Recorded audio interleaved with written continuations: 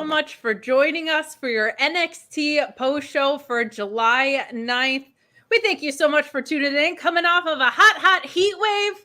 For Alex, it was a hot hate wave, and we're going to continue that tonight, I fear. But we have so much to talk about. Please get in your super chats. Please get in your humper chats and leave a thumbs up on this video. Subscribe to FightfulSelect.com. And there's a million reasons why, but holy cow, did we ever have an NXT scoops thread for tonight. A lot of crossover that happened. Not so much a lot of in-ring development for tonight's show, but a lot of nice surprises, which is part of why Sean is here. So if you have questions for Sean kind of in general or about tonight's show, please get in those super chats and humper chats. But before we get to your super chats and humper chats, while you're typing those in and sending us your generous donations, we are going to start off with kind of the big piece of news that end of the night and work our way back into some other stuff and talk about Joe Hendry. His name was said. He appeared. Now, in storyline, this doesn't make a ton of sense, but it's obviously a huge deal for the crossover of it all. Joe Hendry's first appearance was incredibly successful from the standpoint of social media and viewership and things like that. Alex and I are going to rant about the kayfabe stuff that makes no sense, but Sean's here to talk about the great development that this is and a little bit about that scoop and how it came together. So, Sean, let's talk some Joe Hendry. Just my post has 630 retweets since 25 minutes ago. So obviously, man, people love him. And Fightful Select had reported today that he was not just set for the show, but set for the main event. He was at rehearsals today. I don't know if he did the rehearsal element of the main event as they were trying to keep that a little bit quiet. Thanks to our buddy Corey, they tightened up that ship quite a bit over the last few months. But Joe Hendry was there, and you could kind of tell that something like this was en route. Corey Brennan did have that report on Fightful Select on Sunday night saying that they were going to use him imminently and heavily. And then last night on WWE Raw, when they ran the NXT commercial, Hendry popped up as well. I think that using him in a tag team match is a pretty good idea as well. But, I mean, the crowd loved him. Fightful is going to speak with him at 12:30 Eastern on Wednesday. I might just run that interview live. I haven't spoken to him for an interview since his Ring of Honor days, so lots to talk about there. But Joe Hendry made a really good impression with WWE the last time around. I know they were really happy with the money they made off of it because they did really well on social media. I don't know how much TNA got off of that, but I guess you know what? I'll see. I'll find out how he benefits outside of exposure tomorrow. Sure, there's going to be a lot more coming about Joe Hendry. Of course, his image, his like goofy newscaster meme image, also showing up at the end of NXT Heatwave very briefly as well. So plenty more crossover, it sounds like, and plenty more crossover to get into on tonight's show. Get in those super chats and humper chats if you have any questions about anything. But specifically tonight, the Rascalz also reuniting. Kind of bewildering as to the timing a little bit because there was a perfect angle for them to come in earlier and Gallus filling that void a couple weeks ago, but very cool to see the Rascalz here. Wesley, one of the most underrated promos I think that we've got going under the WWE umbrella. Always very heartfelt, always a very natural talker, as not always the case in NXT land, but loved what we got initially tonight. And then we also get the Rascalz showing up here. Anything on that, Sean? Yeah, so we had reported that this was a real possibility on Fightful Select, I want to say last month. Another thing I had mentioned a year and a half ago on a Fightful podcast was the WWE stance had really softened on Zach Wentz. There were some obvious reasons why he was gone. It didn't keep him out of TNA, and this was a time heals the wounds thing. It was something, it was more the picture that had emerged than the other allegations. And he, apologized profusely for that. And some people vouched for him. And he obviously saw that was not a smart thing to do and not something you're ever going to see him do again, I'm sure. But their stance had softened on him like a year and a half ago. Obviously not to the point to where he got rehired or anything, But I mean, he's got a lot of people that still like him there. And a month ago, I had heard, well, there's a real possibility that they're going to come in.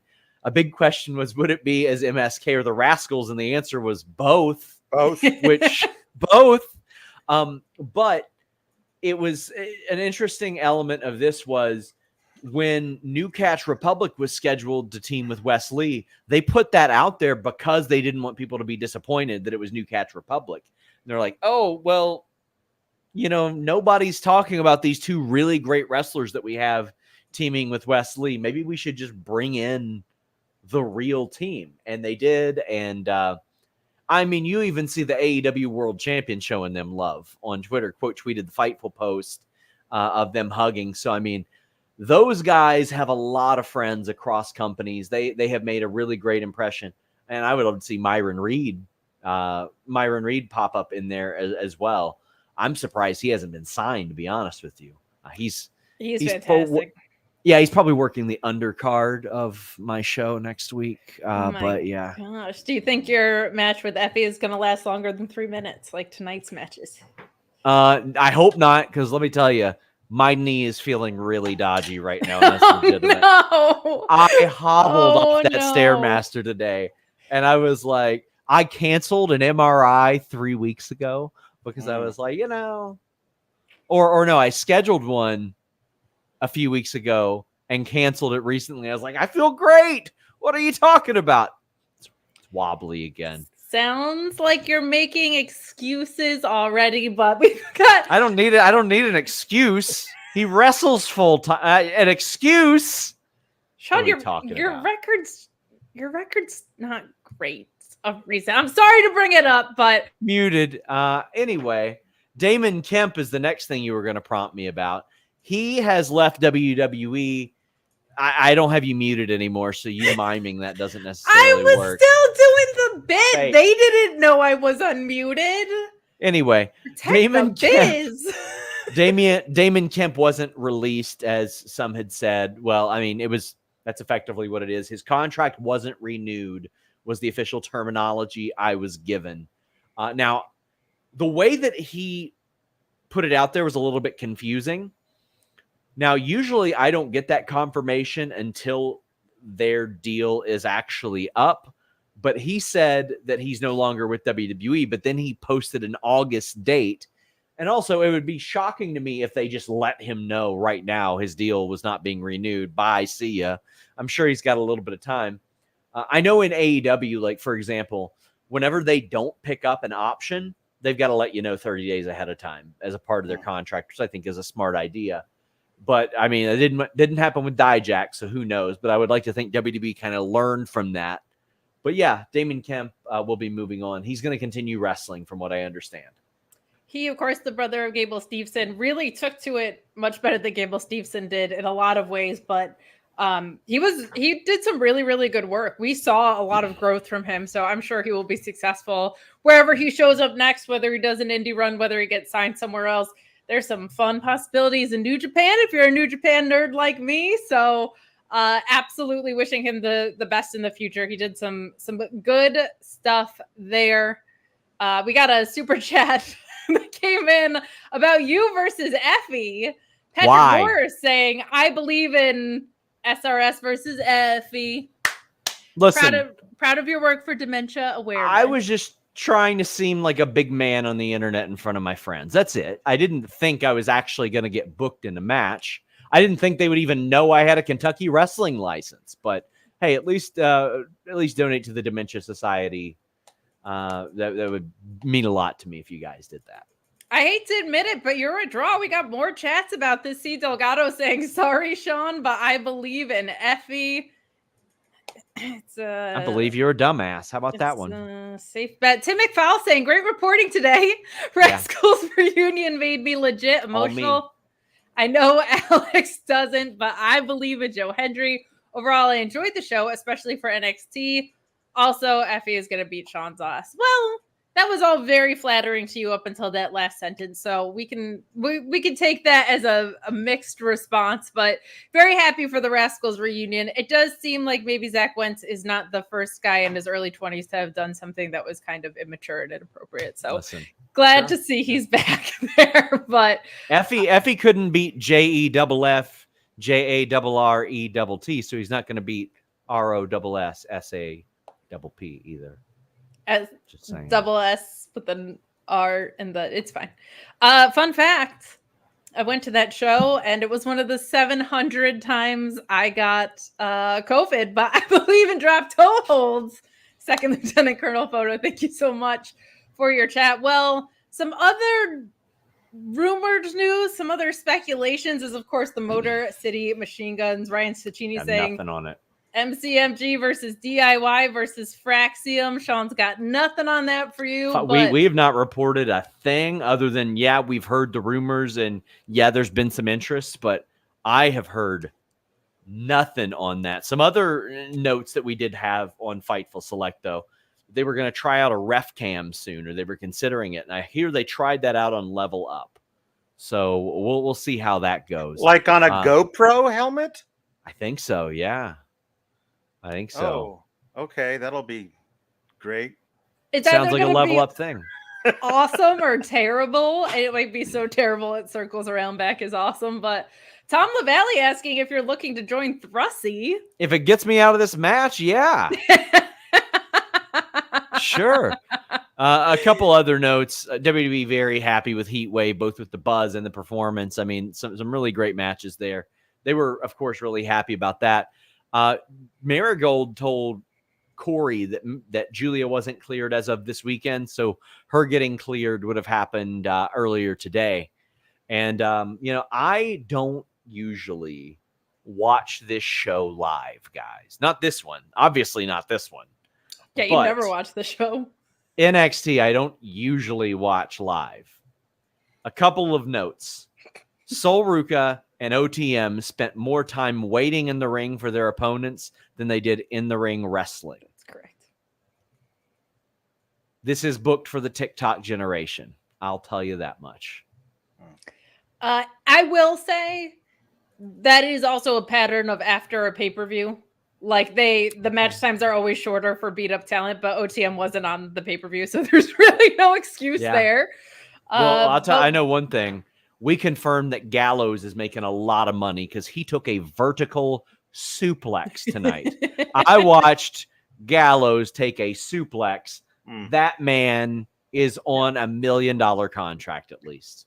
You gotta assume. You gotta know that. But also, I wanted to just say thank you for everybody for tuning in to our NXT Heatwave post show that cracked over 7,000 views on just the YouTube alone. So thank you for sticking with us. We even had some converts for the really weird parts of our show that we do. So we always appreciate that. But Sean, I think that's all the stuff that you have to deal with, except for maybe this chat here with Nicholas asking, chances NXT and TNA do a Worlds Collide show in the future, and do you think NXT will ever make a TNA star any type of NXT champion? I think meaning the collaboration's happening and still under contract. Like, might Jordan Grace become the champion before she's officially signed if it feels like she's headed that way, etc.? I'm assuming. Yes, I think that we will see a TNA talent win an NXT title of some capacity.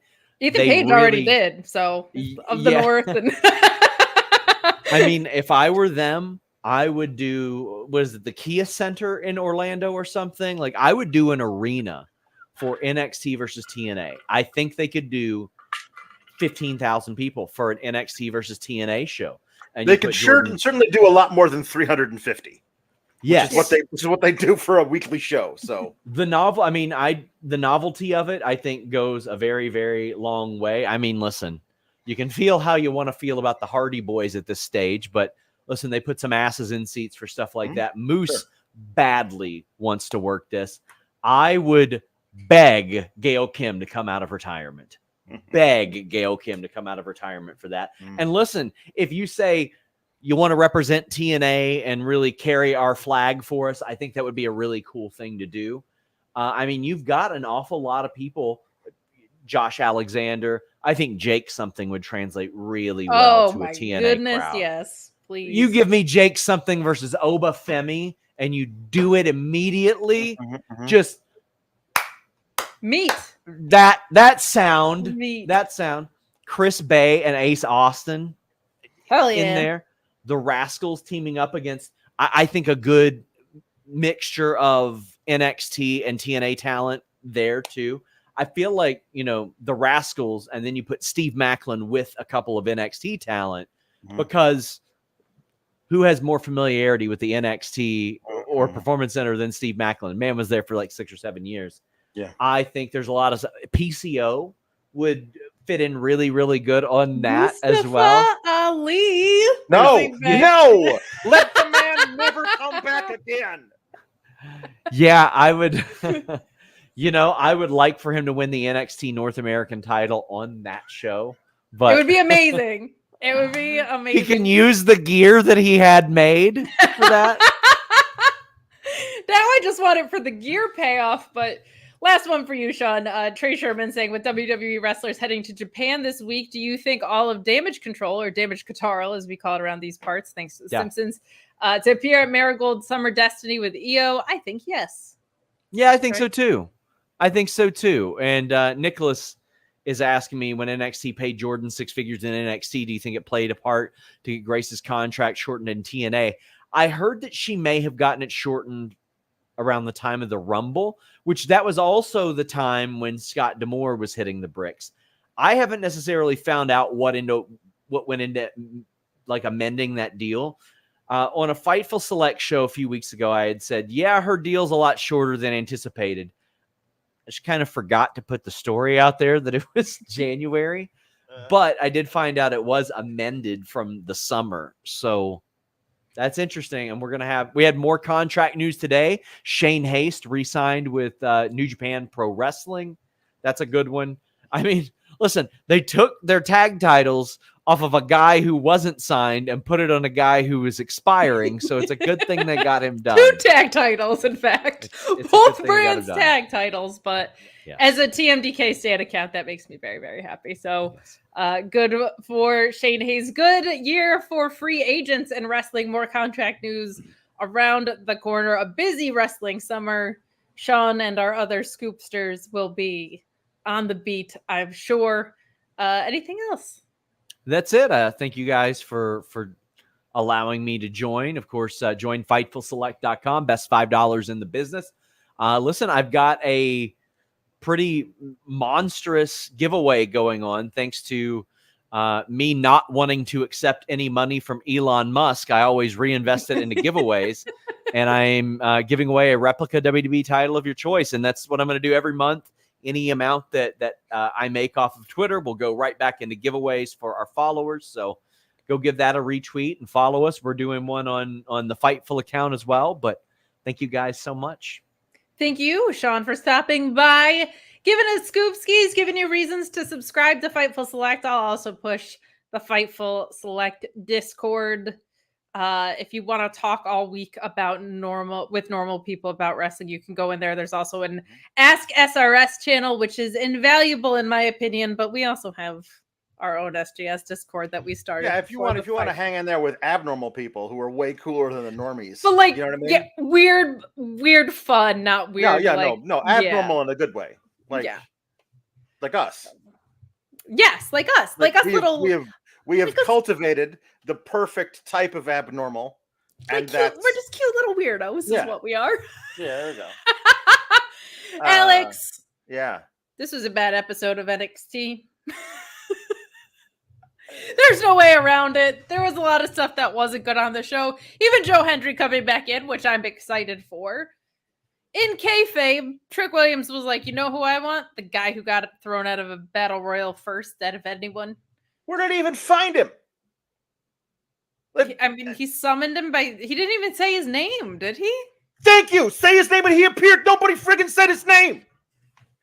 They could have figured out a way to have somebody say, Joe, hand, hey, Ree. And then you just put it together and I don't know, something, but they didn't do it. Alex, we're not all tribal chief geniuses, okay? I'm going to lose my mind. I don't understand where he came from. Trick Williams seems surprised to see him. Well, I don't know what's going on. There's got to be a way to do this better.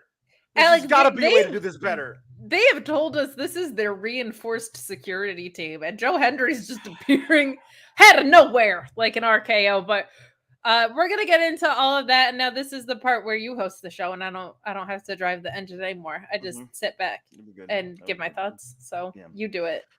Nima says, "Happy Taco Tuesday, SGS. First, let's wish actor Jimmy Smits a happy 69th birthday." I love Jimmy Smits because I'm a West Wing stan, and I feel like the later seasons get all of this, like, it wasn't as good as the early ones, and it wasn't as good as the early ones, but he was very good at his role for the later seasons. It's very funny because, like, in the latter seasons, you know, they're having a whole election thing to replace, you know, President Bartlett, and the Democrat was Matt Santos, played by Jimmy Smits, and then Arnold Vidic, played by Alan Alda, was the Republican.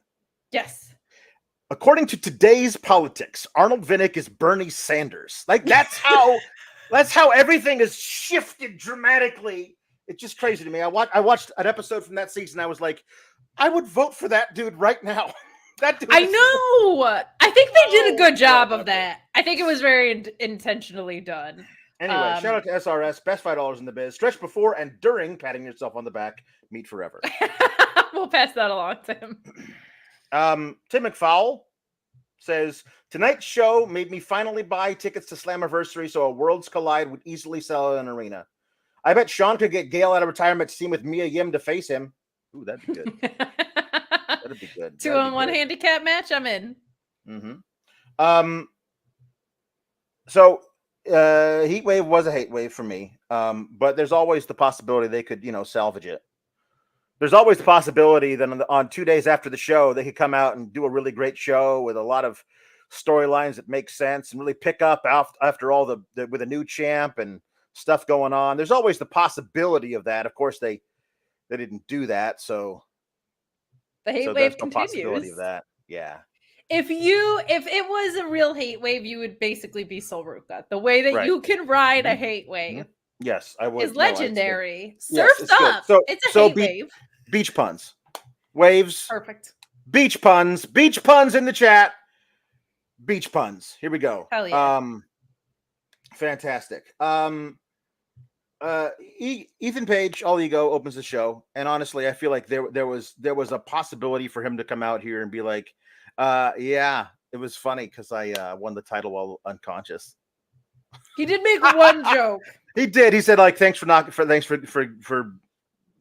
I almost fell into it. Title. But like he could have made a bigger deal of it, and like, I bet that pissed you off even so much more. Listen, I would have won anyway, let's be honest. It was only a matter of time.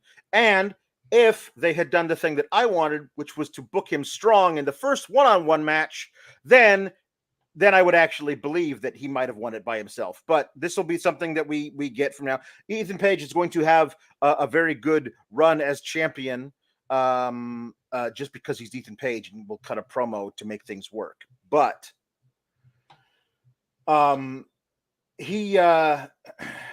Mensah, he comes out with a whole bunch of security specifically to make sure Oro Mensah can't get to him. Eventually, he's the champion now. So eventually he's going to have the match versus Oro Mensah. Noam Dar is a long ways away from coming back. So he's going to have a match versus Oro Mensah. And when he does, he'll beat Oro Mensah, and then the storyline will go away. At least until Noam Dar comes back. They're not trying to put off the Oro Mensah match until the week before Noam Dar is cleared, are they? Because it feels like at any point, if they just had a match between Oro Mensah and Ethan Page, this whole thing would be neat and tidy and put away after Ethan Page pins Oro Mensah. And now that he's the champion, like, just get that. That should be a thing we do next week. Wait, Noam Dar is a far way off? Yeah. I didn't know that. Yeah, he said he really, well, I mean, maybe they're lying, but he said he really messed up his leg. It's like, I'm assuming it's some kind of tendon or a break or something. So maybe they're artificially extending it with what he said on the weird phone call with them, the FaceTime. But he did say his, like, Ethan Page really messed up my leg, or whatever he said in a weird accent. I just love him so much. Yeah. That bums me out. But yeah, I mean, I think they need to do the match. I like that Ethan Page is kind of like, if I have security, I'm just gonna treat this guy like a pesky little gnat a little Right. bit. Mhm. But yeah, have the match, because security's not very good at keeping this guy off his back at all. Yeah. When Noam comes back, if Ethan Page is still the champion, I don't know how long, honestly, Noam Dar is going to be out. But they have not been having long title reigns in NXT. So Correct. it's possible he comes back and costs Ethan Page the title, and then Ethan Page has the match with him when he's not the champion. We'll see. Trick Williams comes out and says, I'm not making any excuses. You beat me, but I want my rematch. And Ethan Page is like, yeah, but you're not the guy right now. I'm the guy. The title says so. It's on my shoulder. You like it? It used to belong to you. And I say no. You don't get a rematch. And then Sean Spears came out and he points out the thing. If my view hadn't been obstructed by all of the nothing in front of me, I would never have pulled Trick Williams's leg and brought it and dragged him out of the ring so he couldn't break up the pinfall. But all of that nothing got in my view. His view wasn't obstructed unless he was closing his own eyes. Anyway, I mean, that is an obstruction. I like that they acknowledged that Sean Spears had to do a really dumb thing to cost himself a shot at the title in the match. But also, what obstructed view? There wasn't an obstructed view. If the ref had just been standing in front of him for that spot, aces. Like, that's perfect. That's totally fine. But the ref was not so much doing that, Alex. No. No. So Sean is, but he's basically on Ethan's side. Like, Trick, this has got to suck. You lost your title without even getting pinned. I warned you of the dangers of a fatal 4-way match. I, being the wizened old veteran, Which, he should know that about fatal 4-ways. Just like as a pro wrestler, as someone that's ever watched wrestling. I'm pretty sure Trick Williams has been in several fatal 4-ways. Yeah, so I think he knew, but he was in a friggin' Iron Survivor match. Like, he understands about everybody else getting pinfalls when he's not around. So. And matches with extremely complicated rules. If he was in an Iron Survivor match, and knew what was going on. But then Javon Evans comes out and says, hey, Trick, this doesn't apply to you. Everybody else needs to shut up. And then they fight. And then there's oh, look, the baby faces stand tall and the heels are on the ramp. I guess we're gonna have a big tag team main event, says Vic Joseph. And I was like, didn't you guys just do this with these exact 4 guys? But they didn't. I went back and looked. It was just such an obvious trope of like 2 heels, 2 faces. The faces are already friends. The heels will coexist just long enough to make sure the baby faces don't have momentum going into the big match. And instead they had Sean Spears pin Trick Williams. Like not like in a singles match. So it was just the contract signing where they were in a flying V. They're looking at a Chinese menu and they go column A, column B. Can I get a pizza? Because it was like so far off of the menu. And you know what I mean? Like I don't, this is the idea. So this is a Wendy's. Yeah. All right. Yeah. No, okay, fine. But the brawl leads to an obvious, we're going to get that as a tag team main event, you know? And I'm like, I feel like every time there's a fatal 4-way, either it's a big tag team main event going into the match or a big tag team main event coming out of the match. And so we're doing it. Great. I mean, we don't actually end up doing it. We do something else instead because reasons, but my favorite part of this was like I liked Ethan Page's promo, and I always like when someone goes denied, which she did to Trick Williams. Yeah. But what I appreciated was everybody who was in the match, even though some of it was retcon, Sean Spears, I see you. Like, I like that the next thing about the title comes from the match. Like, that everybody felt like they had their case to make to challenge for the title. Because sometimes they're just like... Yeah, Javon Evans does say, like, I had both of you pinned, and Yeah. Trick saved your asses, which is true. Like, Trick was able to make the save when Javon was about to become champion, but not when either Paige was pinning Javon Evans. There's something intro. You know what I mean? So let's see. And he's over like Rover, man. What a superstar in the making. It's Yeah. really cool to see how much people. It doesn't feel like that thing that happens with NXT crowds where sometimes they're just in business for themselves and they're like, we ironically love Von Wagner, even though he's bad at all this. They're just like, no, that guy rules and we are here for it. And I love that for someone so young and so skilled at this. Yeah. They run the same little Instagram things of Lexis King challenging Tony D and Tony D saying, I will beat you and then eat more basil. And they run that back again. I love the idea of Tony D having an herb garden. It's just amazing. It's so good. Amazing. Anyway, so Karmen Petrovic and Arianna Venti, as I call her, had to have a big tag team blow off after their one and only time as a tag team because Canada, because Toronto. Tirana. Or as Arianna Venti, who's from Tirana, says, Toronto. So, like, listen. We're all over the map with it. We're all over.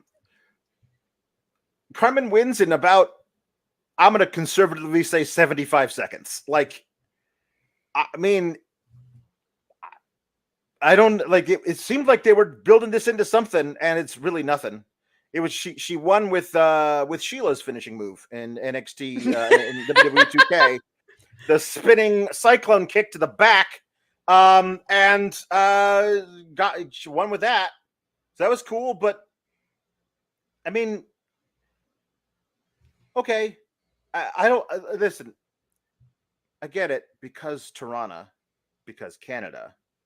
Of course. But like you put them in a tag team so they could have this thing and then immediately broke them up so they could have a 75-second match against each other, which more fuels the whole people that they beat in the tag match thinking that they should be getting a bigger spotlight, even though they lost the tag match. Because after the match with JC Jane and Jasmine Nix with more consonants that should be allowed by law at ringside, I keep doing it. Fallon Henley comes out. Tiffany Fallon. I'm going to keep doing it. Fallon Henley comes out and attacks Karmen Petrovic afterwards. And then she says to JC Jane, I'm tired of these rookies. And Jasmine Nix is like, don't let them see that you know you're a rookie. Like, it was weird. It's so weird. Like, I hate rookies. Don't you hate rookies? Oh, yeah, I hate rookies. And Jasmine's like, yeah, we totally hate rookies. That rookies suck. Right, girls? Like, it's so awkward. It's so awkward. She's like, I'm right here. Yeah. I don't know how far away Cora Jade is from being ready. And I feel like she's probably going right into something with Roxanne if she is. But, like, Cora Jade coming out to take out Jasmine next to be like, you are a rookie. Get the hell out of here with the rest of the bad girls is something that would be a cool programming move. Alex, yesterday on Select, which you can subscribe to for just $5. That's $5 in the biz. I said something to the effect of sometimes WWE, sometimes wrestling in general, but we were talking about WWE, doesn't know the difference between long-term storytelling and dragged-out storytelling.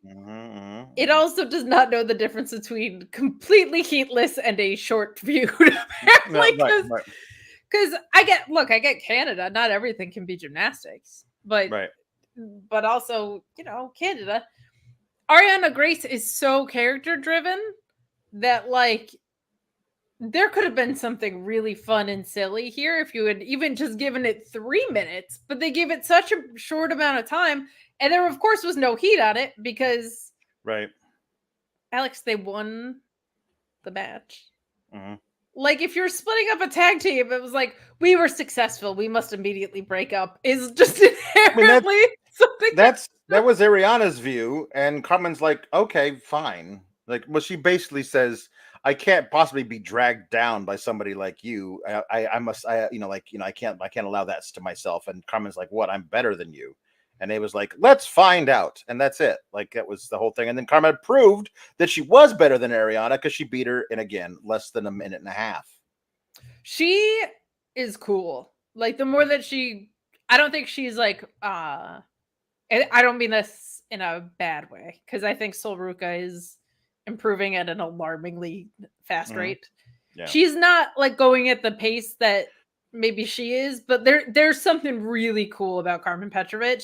Yeah. And the more that they dig into it, the more I think I'm really gonna love her style. She's really cool. She's doing some different stuff than anybody else in NXT is right now, and I'm intrigued to see where she goes. Every so often, one of these, and it's more often the gals than the guys. One of these gals who comes in and doesn't know anything about wrestling, they're basically like a baby deer, just trying to figure out where their legs go, and all of a sudden something clicks and like, oh, now I get it, and all of a sudden, like 4 weeks later, they're really good.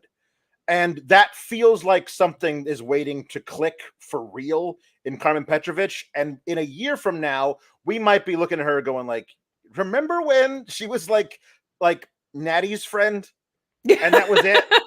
And it felt like, why is whatever? But like, I mean, this is also, she's got a sword. So Bad Apple Jam Treebeard says the fact that we never had a Karmen versus Xia Li underground sword fight match is such a missed opportunity. It really is. And on top of that, like, Arianna Grace feels like she probably drinks tea.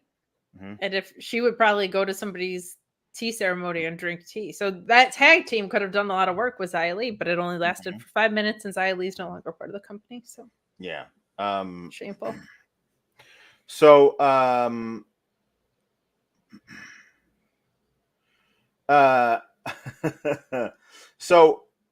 just wanted to do this one now and get it out of the way because Tyriek Mayhem sent in a humper chat about a pun from a past week that got missed.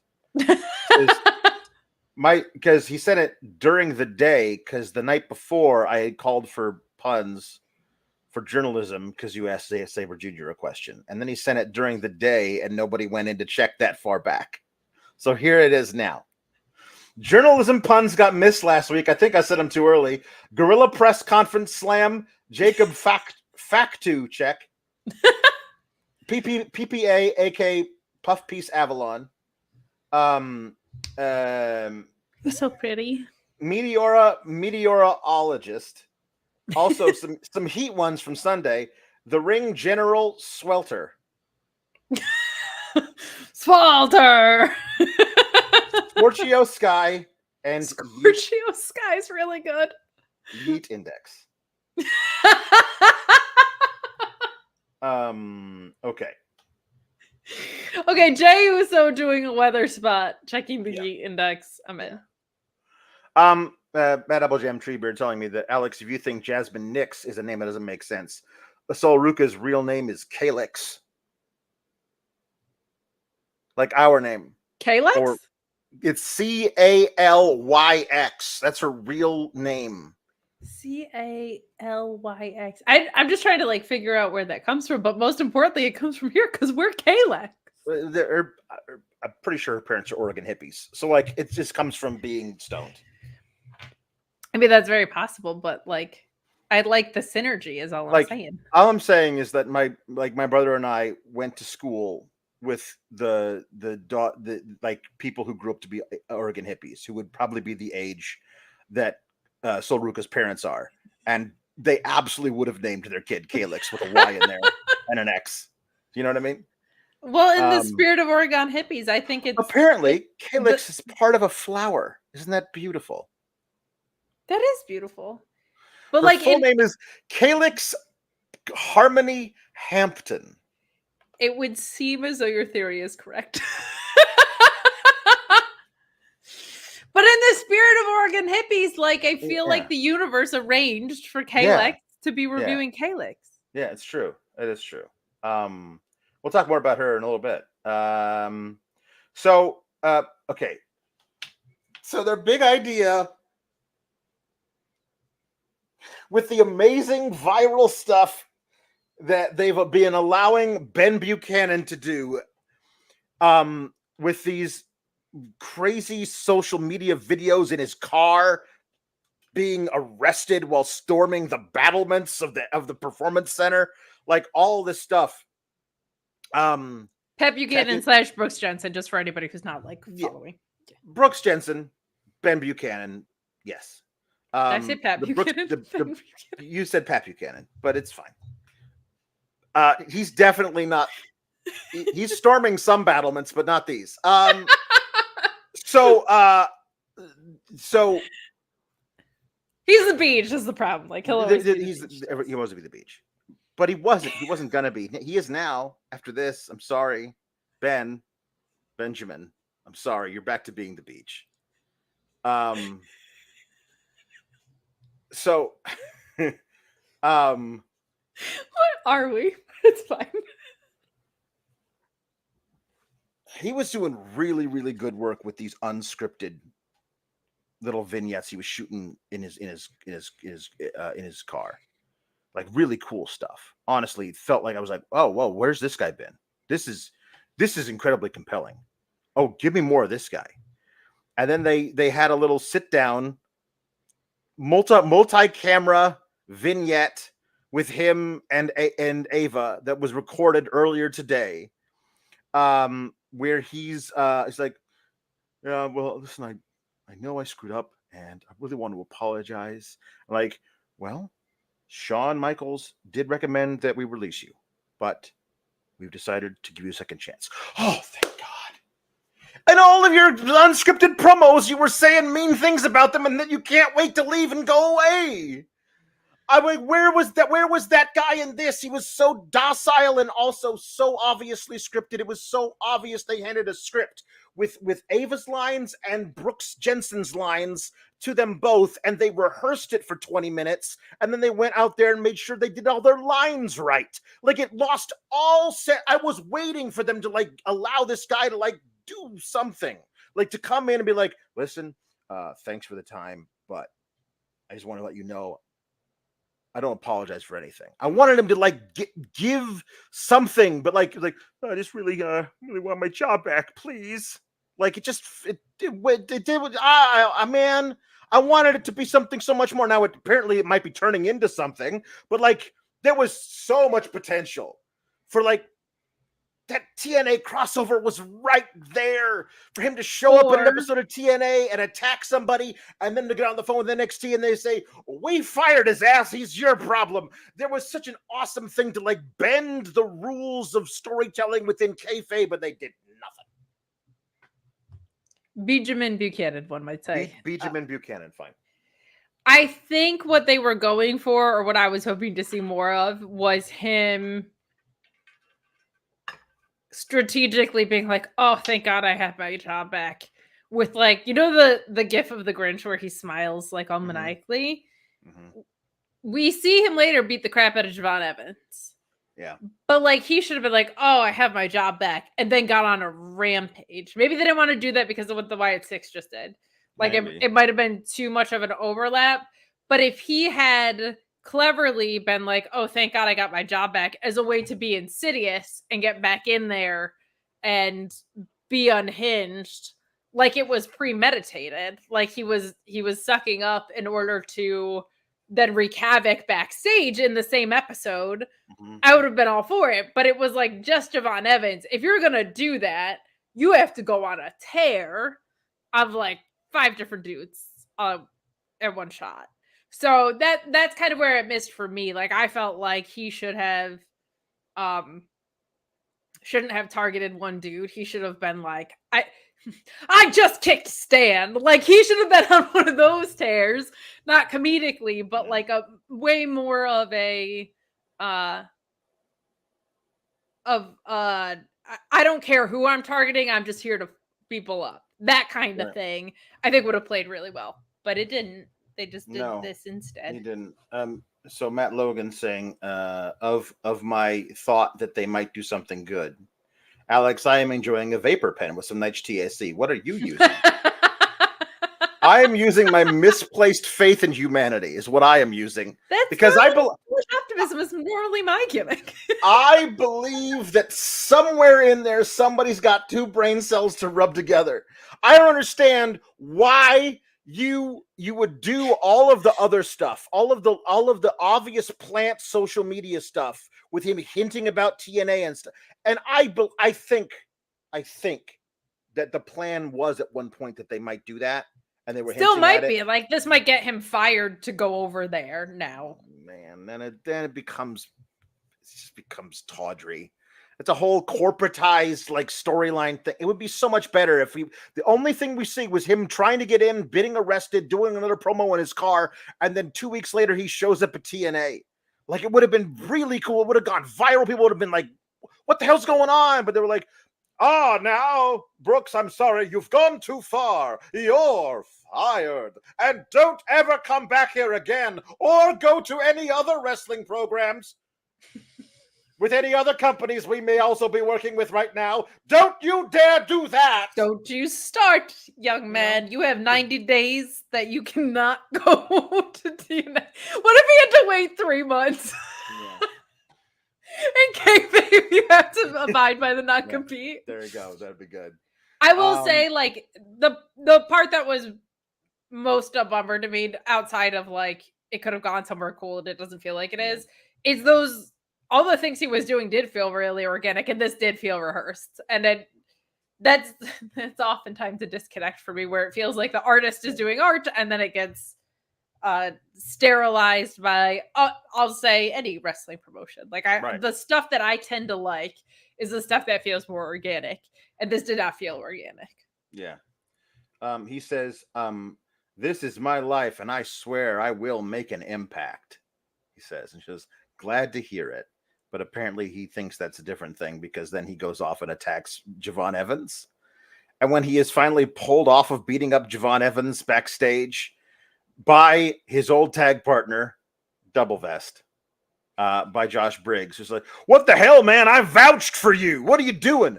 I'm just trying to make a big impact.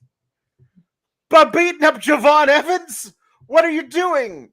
You know, and... Well, I kind of like him targeting Javon because he's so young and so beloved and so over right now. But he didn't explain that. He's a loose cannon. But he could have attacked anybody. And I mean, like, he did it. Listen, this dumb thing is that he only did this so Javon Evans couldn't be in the main event, and you know who could be. You know what I mean? Like, that's the whole thing, is that this gave us oh my God, wherever will Trick Williams find another tag team partner? There are no one else backstage who would ever want to work with Trick Williams, the most over guy on the roster. Like, I'm sorry, like, it becomes this dumb gimmick to work through the whole night that only has an opening because apparently everyone else backstage says, I don't want to tag with you, Trick Williams, the most over guy on the roster. And then he has to find a guy who doesn't even work there to tag with him. I love your borderline South Park newscaster voice so much as the narrator of these things. And two, like, I don't believe he was targeting Javon Evans. I think it was the first guy he saw to beat the shit out of. That is kind of how I interpret. It's possible it was, but he just wanted to make an impact by targeting a top guy there and beating him up. And that's how he thinks he makes an impact, and quote unquote impact. But they're not called that anymore, so it doesn't make any sense. They are technically TNA Impact. Are they really? Yeah, they go by TNA, but I think because they established two different brands and merged them into one, it's TNA Impact.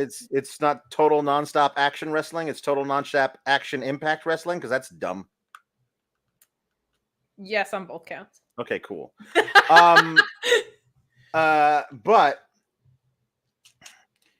But Briggs is really pissed at him, and then they have to go and clear everything up with Ava. Says, what are you doing attacking Javon Evans? Now he's not only he can't be in the main event, and now he's got to find another guy. And Briggs is literally right there. He says, I want Sean Spears. Well, you can have him if you tag team with Trick Williams tonight. It's right there. There's no reason for them not to do it. He wants to get his hands on Sean Spears, and Trick Williams needs a tag partner. It's a perfect thing. It certainly makes a hell of a lot more sense than Trick Williams somehow finding the phone number of a man he's never worked with before. Who, and I can't stress this enough, in NXT history, was, if I am like, I need somebody to be my tag partner against the top talent in the company, I'm not like, you know who I want? The guy who doesn't work here, who got thrown out of a battle royal first. That just makes no sense. Even if he was in the company, that wouldn't make sense. He's like, you know what? That guy has some sweet diss tracks for white people. I want him to be my tag partner. Mm-hmm. Like, NXT does this, and it's maddening. Of like, they just did it with Ethan Page. Like, the ego's edge isn't protected a month ago or whatever. So now the thing that they did most recently, in retrospect, that looks even worse. It's like the same thing with this Joe Hendry thing now. Is like, you wanted him to be a tag partner against a top talent in the company. Well, maybe a few weeks ago, you shouldn't have had him get ejected from a battle royal first. Like, it just feels like the planning never lines up with what they're currently doing. And they go out of their way to make it look stupid. And it's like, you could just not do that. Right. So Ava just says, you can have Sean Spears next week, but you got to stay out of the main event tonight. And I just don't understand why she didn't say you can have Sean Spears tonight if you tag team with Trick Williams. It just was right there. They didn't do it, and it didn't make any sense. He could have offered, and she could have said, that's up to Trick. And then he could have said, I would like to tag with you, Trick, and said, you know what? Normally I would, but I just found somebody. I mean, I don't know, but I guess they can't do that because then it makes Trick know who he's tagging with, whatever.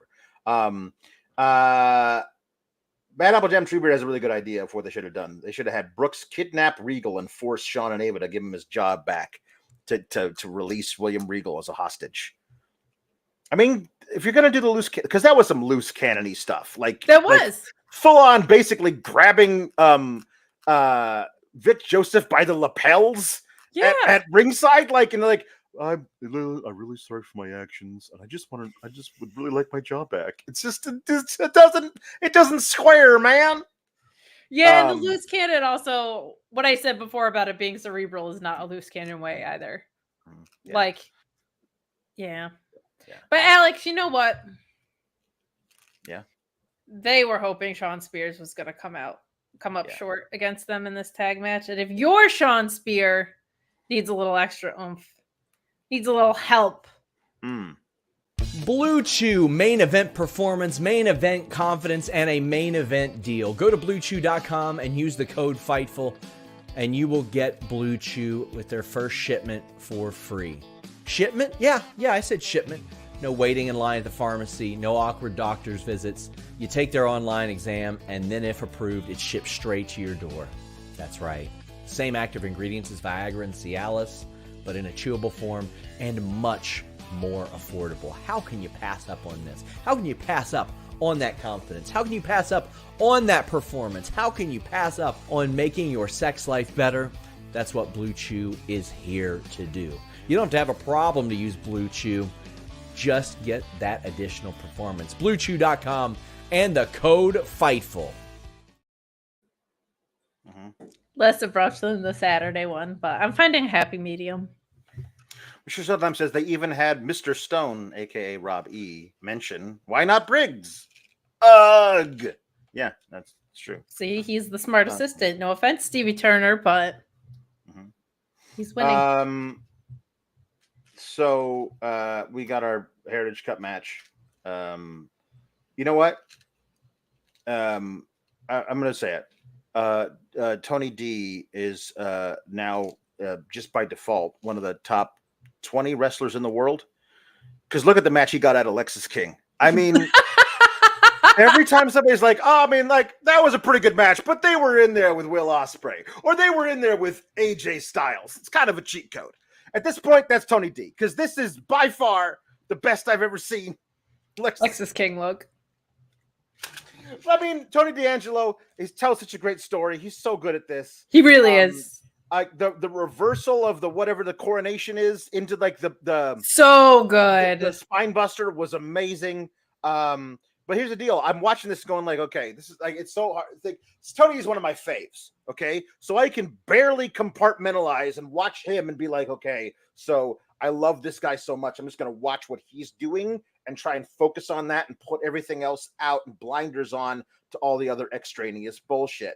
But like that stuff is still going on. So after I'm done watching how great Tony D is, all that stuff trickles back in and I go, why the hell was Eddie Thorpe DJing during the match? What the hell was that all about? How does that make any sense?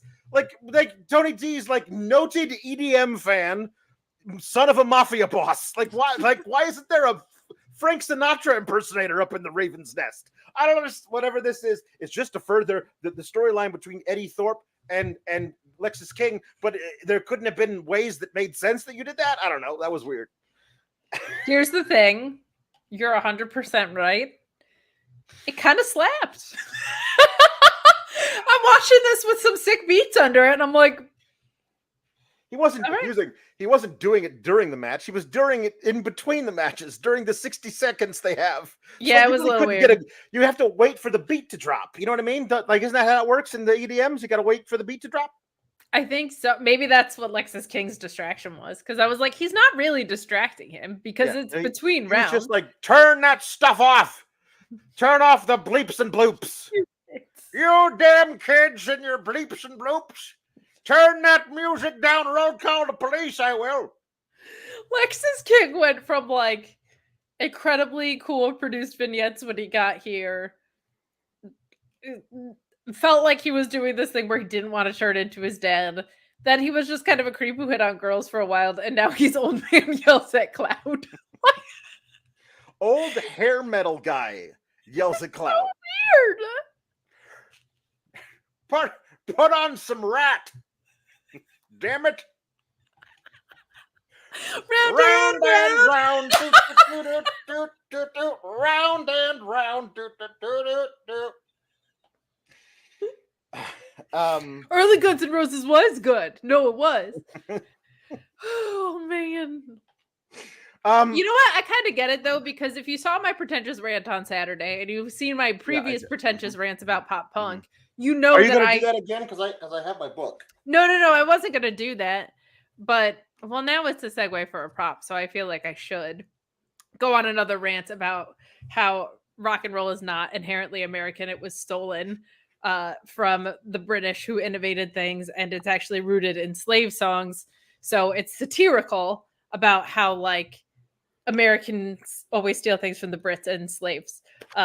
When we say like American rock and roll or whatever, like that it's an American heritage. So there's an extended version on Saturday's post show. But what I was actually gonna say, learn your music history. But if you've seen me go on those rants, especially the pop punk one, you know that I'm like in a mode where I'd want to fight someone. So I kind of get it. Get it. Relatable. Bad Apple Jam Treebeard says Lexis is just a Wish version of Dolph now with the 80s music gimmick. Kind of. Bit. Yeah. I love this one, Alpha Bill. What did I walk into? What I love is Alpha Bill is in Australia. And so he watches us while he's at work.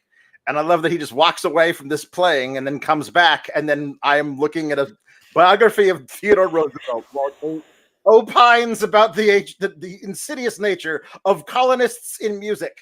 Record scratch. Yeah, you're probably wondering how I got into this situation. Is where Alpha Bill's at. You watch it? I didn't know that. TMDK forever. So Tony D'Angelo looked incredible. Fantastic. He's great. He's really great. And got Lexis to like really hit him. You know what I mean? So much I feel like is he's playing the gimmick and not actually trying to win matches. And I feel like Tony was like, "You hit me as hard as you can, you piece of shit. This is not going to work." You know what I mean? And it got him to work. I will say no more. He cannot do the hidden balls. That is the dumbest friggin' move and I don't care how much Booker T pops for it. Booker T. That's Booker T and the Learning Tree put together. It's the worst thing in the history of wrestling. That's horrible for you. That's awful. That is a horrible thing. But Booker T, champagne wishes and caviar trees. There you go. Drive by. That is, I don't know. When does he call that a drive? He runs up behind a guy's head and puts his balls really hard into the back of his head. I feel like they would hurt your balls more than hurt his head. But anyway. It's true. I'll say this too. When you were saying that it felt like Tony D was kind of like hit me as hard as you can. This is what's so tricky about pro wrestling sometimes. Mm-hmm. And it's really tricky about NXT. There are so many times where I watch NXT, and Lexis King is a great example, where I'm like, that person's not doing anything wrong. They're not doing anything wrong. But they're definitely also not doing things right from the perspective of what's making this a compelling match to watch. All the moves are great. Everybody's being safe, but there's no story, there's no grit, there's no physicality. So when it feels like, whether this was the case or not, when it feels like Tony D'Angelo was like, you just got to try and beat the hell out of me, and he like dives into that, such a more compelling match because Alex, as you know, I'm a fan of the fight 'em ups. Let's see two guys tango. Yeah. With their fists. Yes. I don't want to get away from this too fast because somebody in the chat said one thing, another person said another. So I'm going to put them together and say champagne branches and caviar leaves. And so now, because we haven't gotten a beach pun in a while, it's now tree puns. It's now tree puns because we're splitting it up mid-screen. We haven't gotten a beach pun in a while. I've been looking for them. So we're tree puns. This is how we got duck puns when we first started doing this way back with Duck Hudson. It's true. I accidentally said Duck Hudson and not Duke Hudson, and then we got 150 duck puns. So I need tree puns. We're switching it up, people. I said Booker Tree instead of Booker T. We are This is a sign. This is a sign. Calling puns in the ring. Hell yeah. Call it. Speaking of Duck Hudson, the goat, the duck, really. HBK listens to Sean Sour Gaps confirmed. Yes, he listens to us about very specific weird things. This happens from time to time. Yes, this was one of them. It brought me great joy.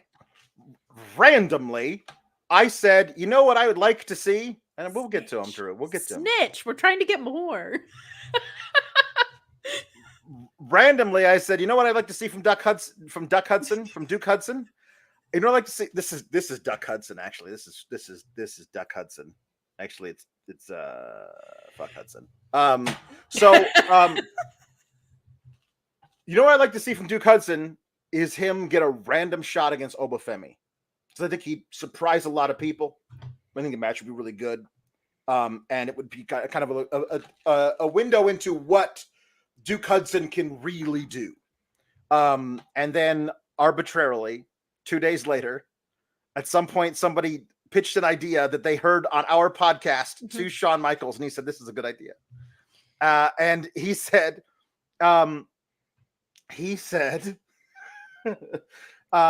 let's have Ridge Holland somehow get a match for Duke Hudson with Obafemi. Sorry. I was trying to star another one.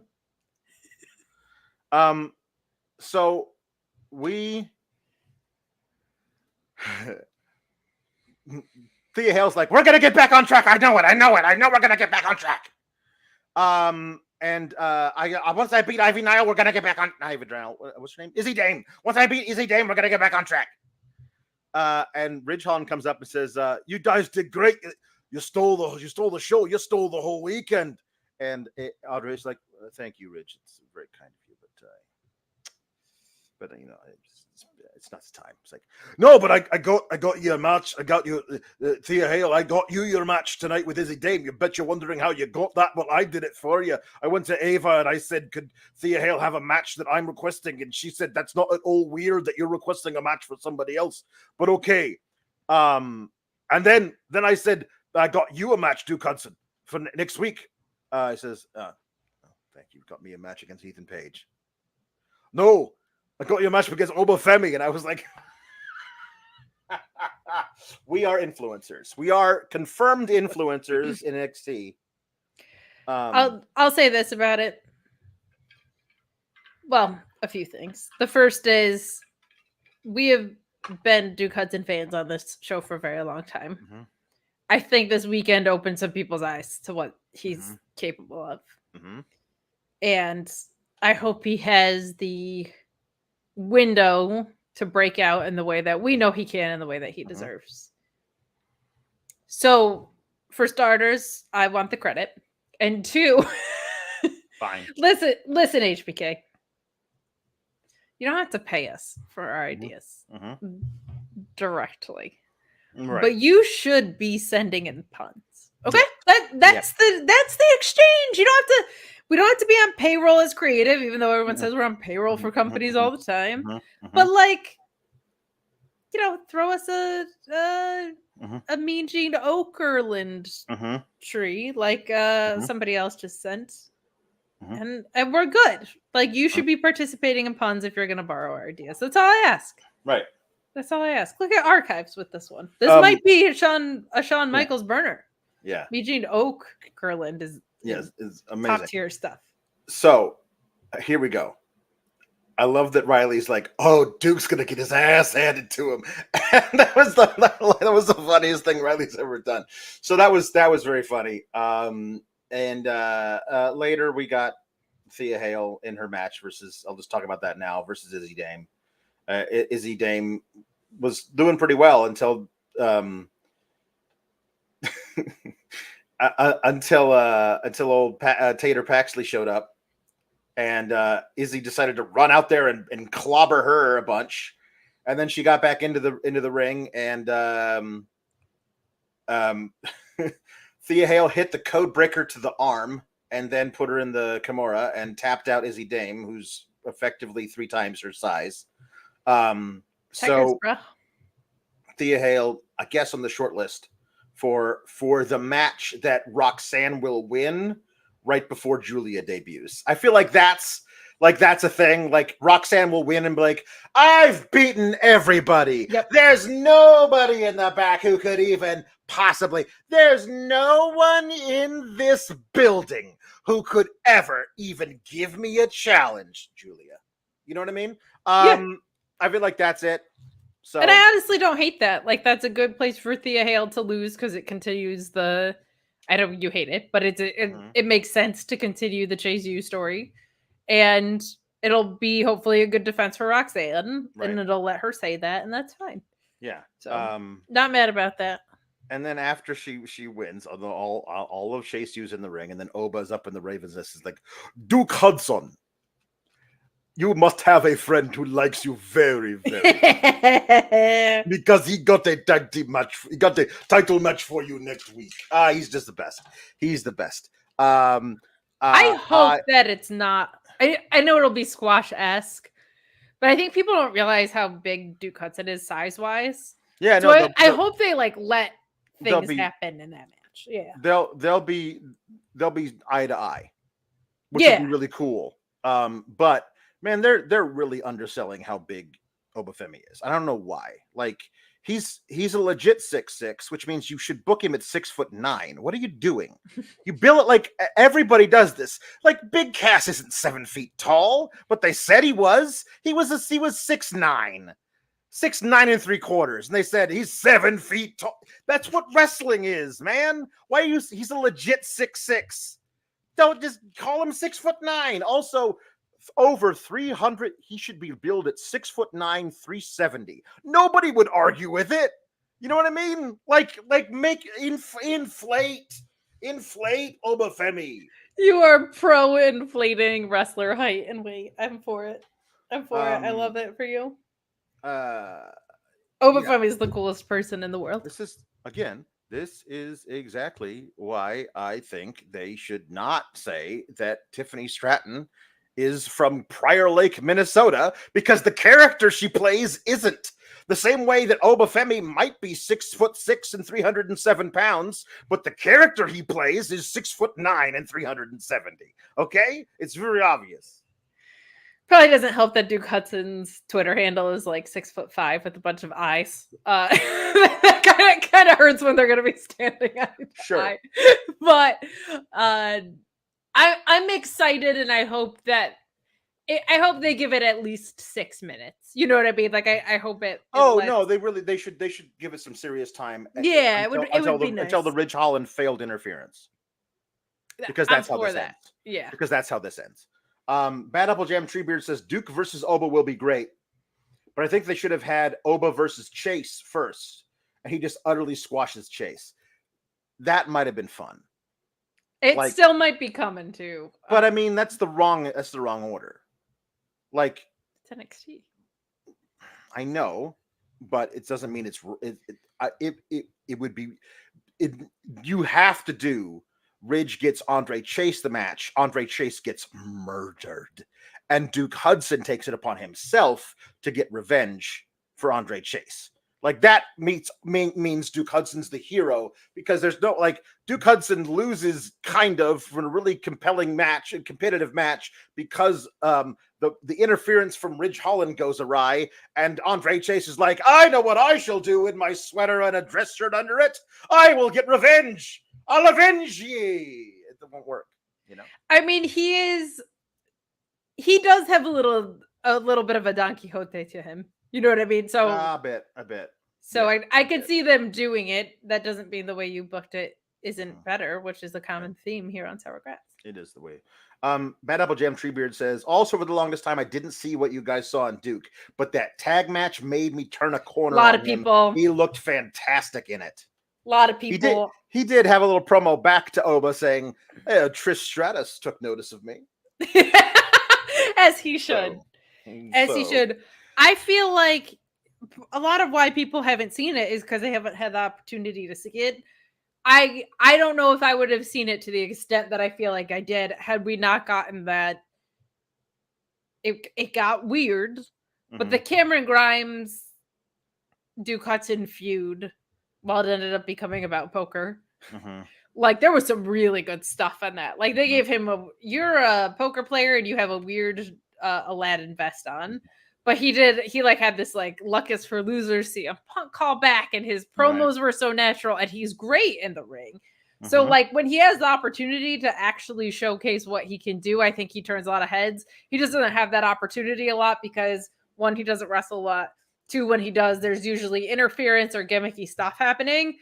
Against the Glory Boys, this was the most we got to see him kind of wrestle unbridled in a really, really long time. And I think he turned a lot of heads. And that makes me really happy as someone who is a stand for the dude. So kudos to them, because that match was really, really good. Like that match was really, really excellent. Will Chisholm has a great idea. I need Oba to go to AEW and squash the learning tree and then go back to NXT. I'm so surprised you find that to be a great idea, Alex. I'm stunned that your favorite wrestler of all time in the whole wide world, Oba Femi, squashing your like least favorite gimmick in the world, pops you to no end. I'm stunned. Make me happy. Gallus defeat Team Tai Tai, the Team Bouncy Beef. They're so good. They're so much fun to watch. The Beef gets a chance to bounce. It's fun, but Gallus is just, way more experienced, and they have a third guy hanging out at ringside who gets involved.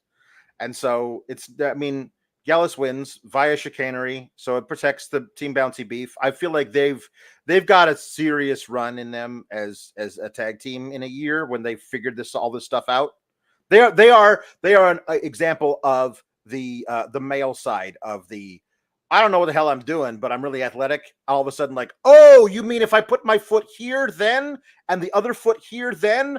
Oh, okay. And they're just like it's just a crazy thing with professional wrestling where you see people just immediately improve crazy because they just figured out how to put their body where it's supposed to be to get the timing right. It becomes innate through repetition, and all of a sudden that's it. Like some of these people, like for example, these people who were great college basketball players or whatever. Like think back to when they were little kids and learning to dribble a basketball for the first time. They sucked at it. But Yeah. eventually, like, oh no, this makes a lot of sense now. I know what I'm doing. I got my shot form down. I'm good. Like they go to college, they play basketball. The same thing happens with wrestling because they don't know what the hell they're doing, and all of a sudden, like, oh, now I get it. And all of a sudden, everything falls into place, and that is going to be Team Bouncy Beef. I would also say too, like, wrestling is an incredibly unnatural thing to do in a lot of facets of it. So those reps are really important, and that is obviously a piece of what NXT is just giving you the breathing room to do that. And when you don't have to actively think about stuff anymore, when all that clicks in, you become a better storyteller because there's room for you to be focusing on that instead of, okay, I do this with my arm and I do this with my hand. And like, you suddenly now have, once that's on autopilot, you become a better in-ring storyteller. And as Tecker, Sicko, ZSJ, Stan, my favorite thing about Zach is how cerebral he is and is always like 9 steps ahead of his opponent. And some of that is just legitimately being very, very good at this in real life. So that's one of my favorite things to get to watch in NXT is when we see people start to connect those dots. It's really rewarding to this. And I say, Team Bouncy Beef, get rid of your third guy. Get Brooks Jensen here so you can be Bouncy Beef in the beach. Bouncy Beach. Nice. It's not bad. Chestnut checkers, my friend. All right. I'm going to read all of our beach puns in quick succession, and then we'll get back to the show, and then we'll read tree puns at the end. Here we go. It's like we're going to read the puns, go to picture in picture. Beach puns. Tom LaValle says Dalton Sandcastle. Chris Pereira says Dalton Sandcastle. Banger to start with. There you go. We got synergy right there with the SGS. Louis Ville says Bam Bam Boogie Board. Evil really Diva says LA Beach Nights. Yeah. Ian R says Techno Tide 2000. Chad Fortune and Eric Watts have never been so over as in our chat. Like in their entire tag team run. Chris Pereira says Catamarandy Orton. Catamarandy Orton. Deep. Ian R says Zach Sandbar Jr. Very nice. Ian R. We're right back to our real estate funds. Bam Bam Bungalow. It's a beach bungalow, but I'll take it. Ian R. says Coveba Femi. Okay. Ian R. says Penta Snorkel Cerro Miedo.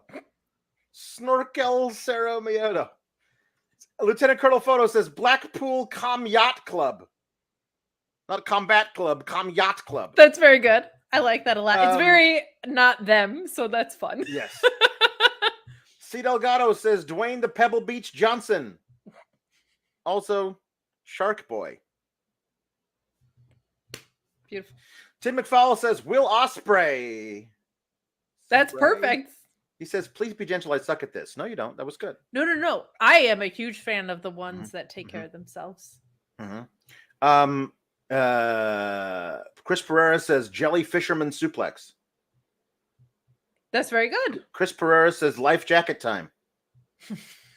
Chris, remember Jacket Time? That was a crazy time. Sometimes on episodes like this where I'm like, this show has never been so bad. I need to remember that like Jacket Time was a thing. Jacket Time. Chris Pereira says Hell in a Shell.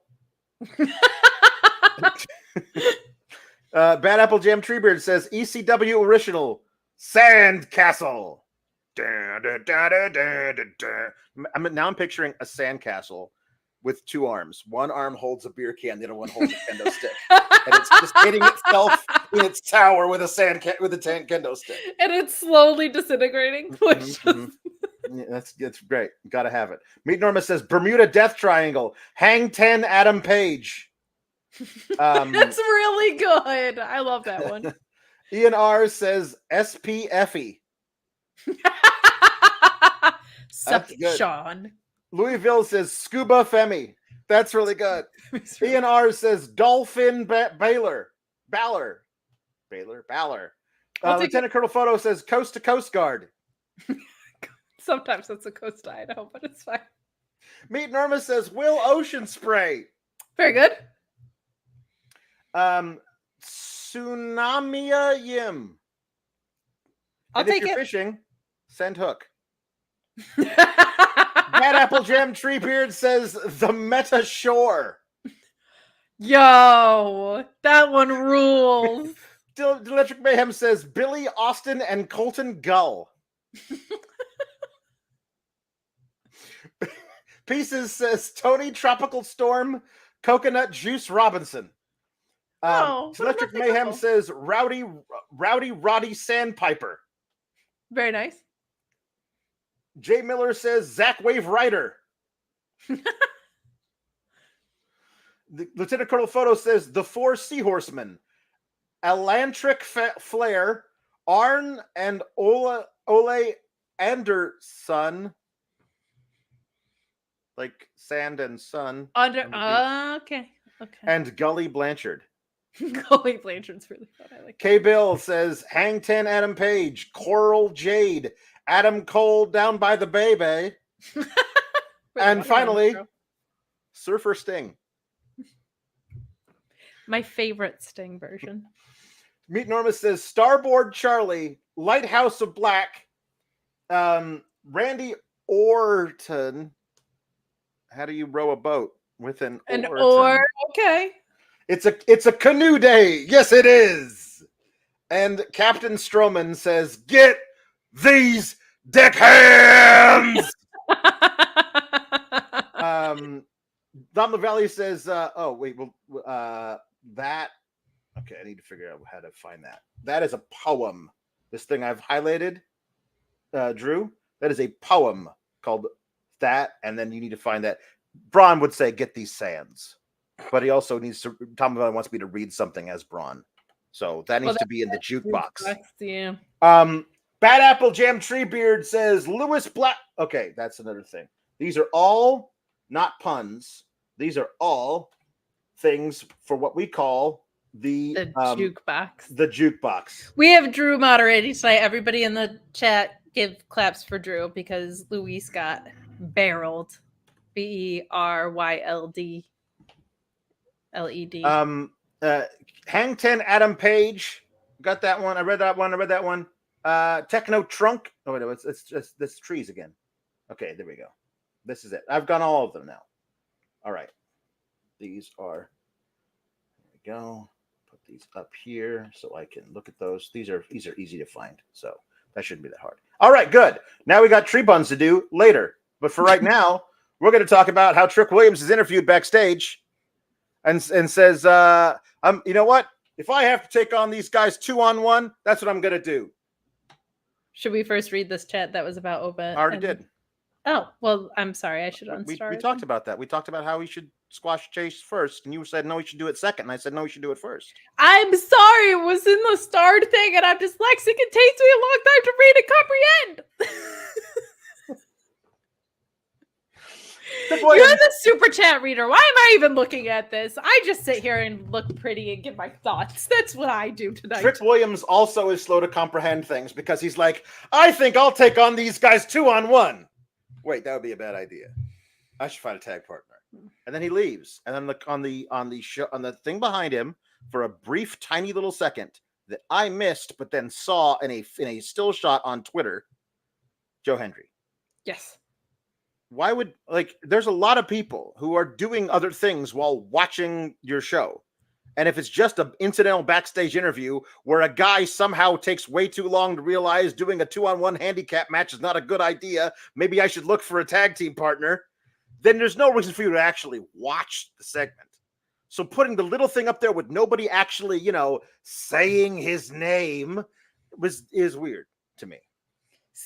Don't say his name and it gets weird. There you go. How'd we summon Joe Hendry? So as soon as Trick Williams leaves to go walk away, we see Wes Lee walking kind of forlornly through the halls, not knowing what he's going to do with the rest of his career, or even if he has a rest of the career. Boy, he's kind of lost and in need of a purpose. Wouldn't it be awesome if Trick Williams bumped into Wes Lee and said, hey, man, what are you doing? Nothing? You got your gear? Yeah, I think I got an extra pair of tights in the locker. I need a tag team partner tonight. You got it? You good? I was like, yeah, let's do it. That would be amazing. Trick Williams and Wesley, honestly, like if low key, if the Rascalz actually stay in TNA and they're not coming over here, and we're not, this is like a one for like maybe a little brief run thing, but on the main roster, Wesley and Trick Williams as a tag team would be awesome. Yes, to, like, it really start would. them out and like be hugely over. You could break them up later or whatever, because they're trying to be like, hey, we brought you up. We got no plans for you, but you'll win a few matches here and there. Like, honestly, I don't even know what where they're doing with some of these guys. But they don't know what they're doing with some of these guys, which is the problem. Would be really cool. That would be really fun, and it's a good way to keep him away from the title for a little bit and like go after some stuff. Mm-hmm. Because it sounds like Sean has not reported anything about the Motor City Machine Guns. Okay. But this tag team this tag division isn't great. So like, that would be a nice shot in the arm to it. Mm-hmm.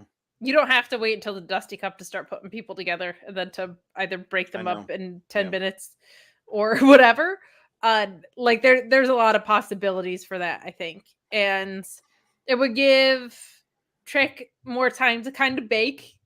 I think that would be good for him because I don't think his title run was great. Again, no fault of his own. Bad booking, bad stories. So like him being able to reclaim some of the Riz, as the kids say, I feel like this was he has so much of it that even him on like a low Riz run is still more Riz than a lot of people will ever have. But like him being able to skyrocket back up through Riz Town into the Rizosphere. I think it'd be good. And I feel like him and Wesley are so perfectly offset together because there's like this softness to Wesley that I find very vulnerable and easy to gravitate to. Mm-hmm. And Trick has so much star power that like those two in tandem would be really, really fun. I would also be interested to see it in a feud, but today they were like, you know what? We're going to do nothing with that. So. Yeah, we're not going to even come across each other at any point. Even though it's kind of obvious that one guy needs a guy and another guy needs a purpose. Yeah.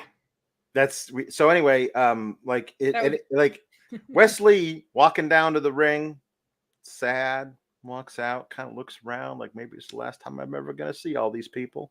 Slowly walks up into the ring and is about to deliver a Mark Henry retirement speech, and he's just not wearing a jacket of any kind. It's more of a shirt and powder blue, salmon. No. Anyway, I wish somebody had been like, hey, Wes, you don't have to retire. Trick Williams is looking for a partner, like for right now, for a tag team match. But if you are, here's a pastel green jacket.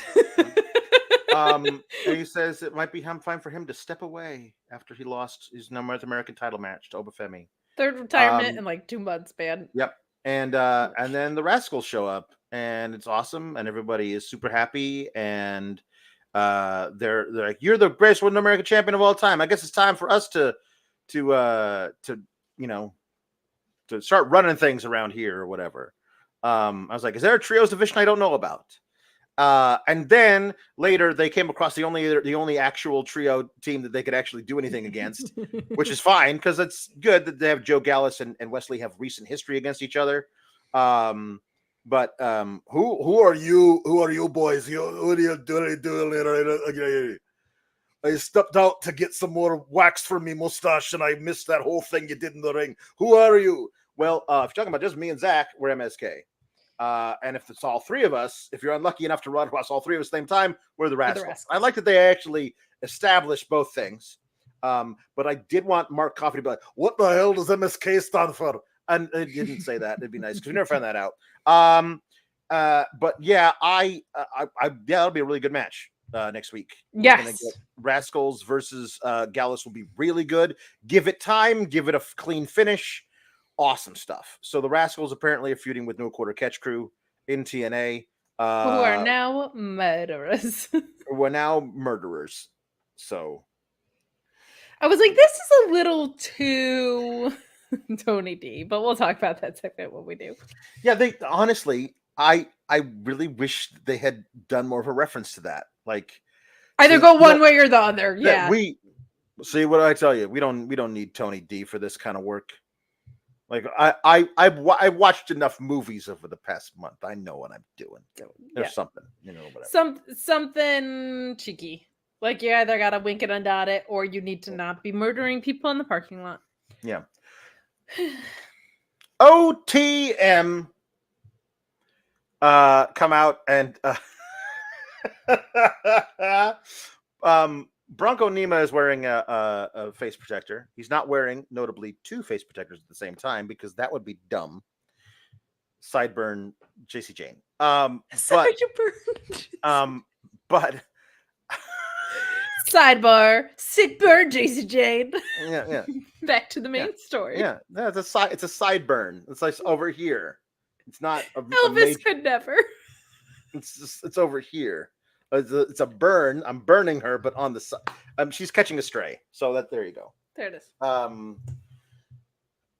He says, look. He says in Spanish, "Look at my fucking face," which I thought was great. Mira mi chinga cara, or something like that. And I was like, holy shit. Like you just say whatever you want to in Spanish. Like they don't know what the hell you're saying. They definitely do that in Japanese because those guys call people the C word and stuff. Yeah. So we're gonna beat you guys up. Jada's out there with him. They get to look really good. Yes. Against Gallus and Anderson. Mia Yim runs down and decides to attack Jada Parker, even though they fully finished their feud. Like they had a straight up like they had a street fight. Yeah, I don't know, man. Yeah, there we go. Mira la pinche cara. There you go. Mira la pinche cara. There you go. Mira la pinche cara. Luis is apoplectic. Yeah, he's like the 1 week my internet F's up and I miss the Tecker turning into assassins. Yeah, it's true. And HB does do things to spite us. Just that. Oh, 100%. And then when he's not spiting us, he's stealing our Duke Hudson versus Obafemi idea. Yep. So they after Mia Yim and Jada Parker fight out of the ringside area, O.T.M. just straight up wins. Yes, they do. With a weird assisted Alabama slam, which I feel like didn't actually go perfect. Someone weird there. Will be a really cool double team move when they figured it out. Yeah. And again, C. Delgado, this is true. Mia Yim should be focusing on her Nia Jax match on Friday. Imagine if,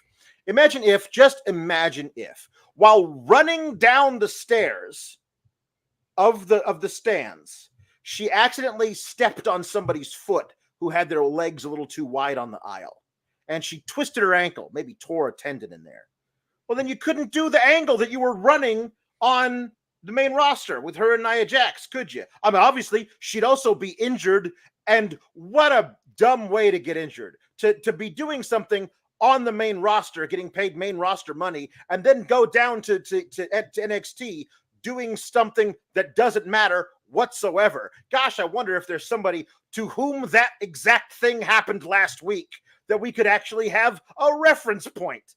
Because Tyler Bate was in a tag match last week that meant nothing. It wasn't stakes. There was nothing. It was just for the good old sport of it. We had this match. The love of the game. It was for the love of the game. He tore his pec off the bone. He did a full-on Cody Rhodes in a match with Hank and Tank, and now he's going to be out for months and months and months. I hope when he comes back, he wins the Royal Rumble, though I don't expect I'll be so lucky. Well, he would have to get in the ring with the purple titty first. That's what would have to happen for him to go on and do that if history predicts the future. Yeah, there's a lot of freak accidents. I mean, Adam Cole's out for like a year and a half or whatever it feels like, and that's why his ankle exploded. Are you doing something here? Like, what are you doing? At least there's a grudge feud, but I don't know why it's still continuing. Like, Jada Parker beat the hell out of you and won a hardcore match. Like, it's over now, right? It's not over now. Also, why is she not? I get that she's a face here. So, why is she not on the side of the we hate the... she should be a heel and on the side of the we hate the rookies gal. She's a heel in NXT because she's with Gallows and Anderson, who are heels on NXT. on the main So roster. Jade is a face though? Like Jade is a tweener leaning face. I think they figured out with her, like that's that what they're doing, because the O.T.M got jumped by Gallows and Anderson for no reason, and that's why That's right. Yeah. Bronco Nima's face is all beat up, because he actually took an actual shot while doing the backstage brawl thing, and that's why they had to put off the match for a week. Like O.T.M should not be faces, but no, correct. Certainly, yes, but you have to. Yeah. Gallows and Anderson as the heels here, but whatever. O.T.M looked better than they ever have. Yes, this was their best match. Yeah, and the Gallows and Anderson sold for them really well, and like and they did their job really well tonight. And listen, like no, this is not. Don't mean to cast aspersions on our dear friend Scripps, but I feel like they're way better as the backup for Jada Parker than Scripps's guys. You know what I mean? I don't know if anyone could have seen how incredible Jada Parker was going to be so fast. Like from just from like a charisma standpoint, and like the way she's grabbed on to the things that feel more advanced in wrestling while still getting the fundamentals down. I don't know if anyone anticipated she'd be like the breakout of all this. Right. And she certainly is. So we love Scripps around here. We love both versions of Scripps around here. And that's no conspiracy theory, my friends. But no, it's not. Yeah, this was definitely O.T.M's best match. And Gallows and Anderson did a really good job of making them look great as well. Poor Luis missing all his boys tonight. Machine Gun, murdering techers. It's a lot. Yep. So Shirley Dempsey closes a trunk and says, "That's what happens. There are consequences for mistakes. Mistakes will have consequences." Heard that yesterday. Yep. And then he yells that at Miles Bourne, who again is deaf, and finally has to make Miles Bourne like turn to him. Like, yeah, mistakes. Like Miles. Yeah. Yes. Yeah, I get it. So Damon Kemp is in there, and they murdered him, and they drive off with his body in the trunk of the car. So ENR says they're not murderers; they're just using the NXT parking lot. You know, it's just the. It is a resource that's available to them. It's a thing that happens there. It's a crime-free zone or a law-free zone. Yeah. Will Chisholm says William Regal should have come up to Charlie in the parking lot and said, "Bloody hell, sunshine! I've heard people, but not a murder." You know what I mean? I feel like a murder for them is a little out of pocket. Damon Kemp didn't do anything that wrong, did he? So, speaking of Damon Kemp, I think it's too bad. I think he was really improving. I thought it was really improving. You know, like, here's the deal. If they ever get around to doing the thing we want of Chad Gable with a stable of murderer, a Chad stable guys, a Chad stable. Yeah.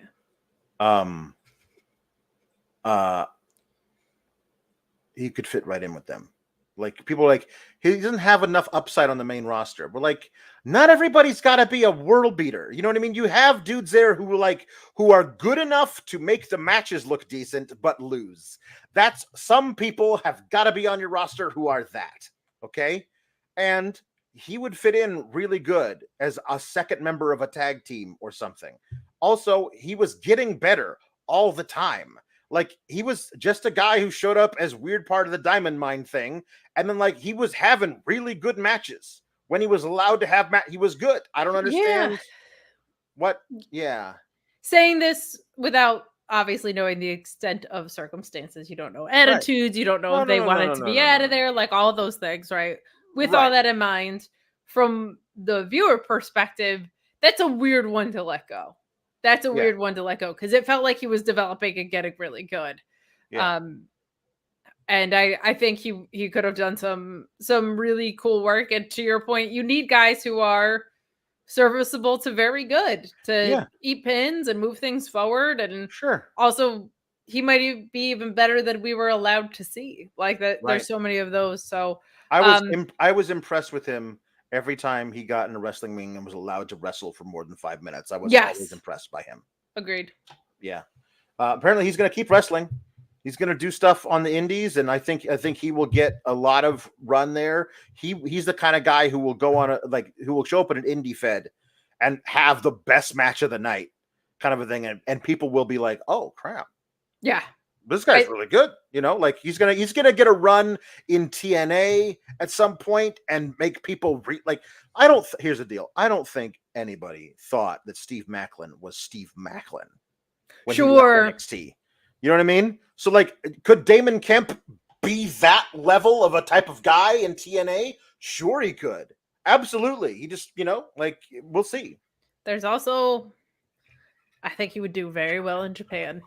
I think he would do very well in Japan. And not even just New Japan, like him getting to go to like DDT or Noah or something for someone that's like still growing. Yeah. They could be really good. So best of luck to him. Hope that I think he has a very bright future if he keeps improving at the rate that we saw him improve at, for sure. He would have a bright future, but as we saw tonight, he's dead and in the trunk of a car. He did R.I.P. R.I.P. to his family. Damon Kemp. Yes. Yeah. Yes. Bobby Stevenson may have a very bright future, but Damon Kemp is a dead man in the back of a car, and the only person who knows about it are the North Quarter Catch Crew and Ren Sinclair, who's like, "I didn't see anything. I saw nothing." She did great with that. Yep. You know, I could go for, if they don't want to do Arianna Grace and Chelsea Green, Ren Sinclair seems to have the same kind of character capability. That would be a fun little duo. Sure. Now this is a dream match. Yeah. Yoshenko? Yeah. Fallon Henley cuts a promo on Sol Ruca into her phone. Sol Ruca backstage. I don't have an issue with Fallon, but I'm alert either to put it in the work or you bitch, and put it pretty obvious what side of that Fallon Henley's on. I mean, no, it's not. Fallon Henley put in all kinds of work. She was not nearly this good when she got here. She's put in a bunch of work. I'm tired of them drawing a line. Like, just because somebody's a heel and you're a face doesn't mean that they're lazy. You're bad at this. Like, and if the whole thing is you're a veteran who's been around for a while, like that shouldn't indicate not good at this. Like that was very weird to me too. But Fallon Henley and Sol Ruca have a decent little match. Sol Ruca hits a soul snatcher. She's so good. And before she can even float over for the pin, in come JC Jane and Jasmine Nix to attack her. She gets beat up. And Jasmine Nix is in there like, yeah, don't we all hate rookies? It's crazy how much more experience I have in the ring than Sol Ruca, right, guys? Because if we are talking about like ranking people in seniority, I mean, I'm way at the top for a decade at least. If there was a combine for seniority, I would be ranked like third. JC, remember when you were in Toxic Attraction and I was also here? That was fun times. That was great. Anyway,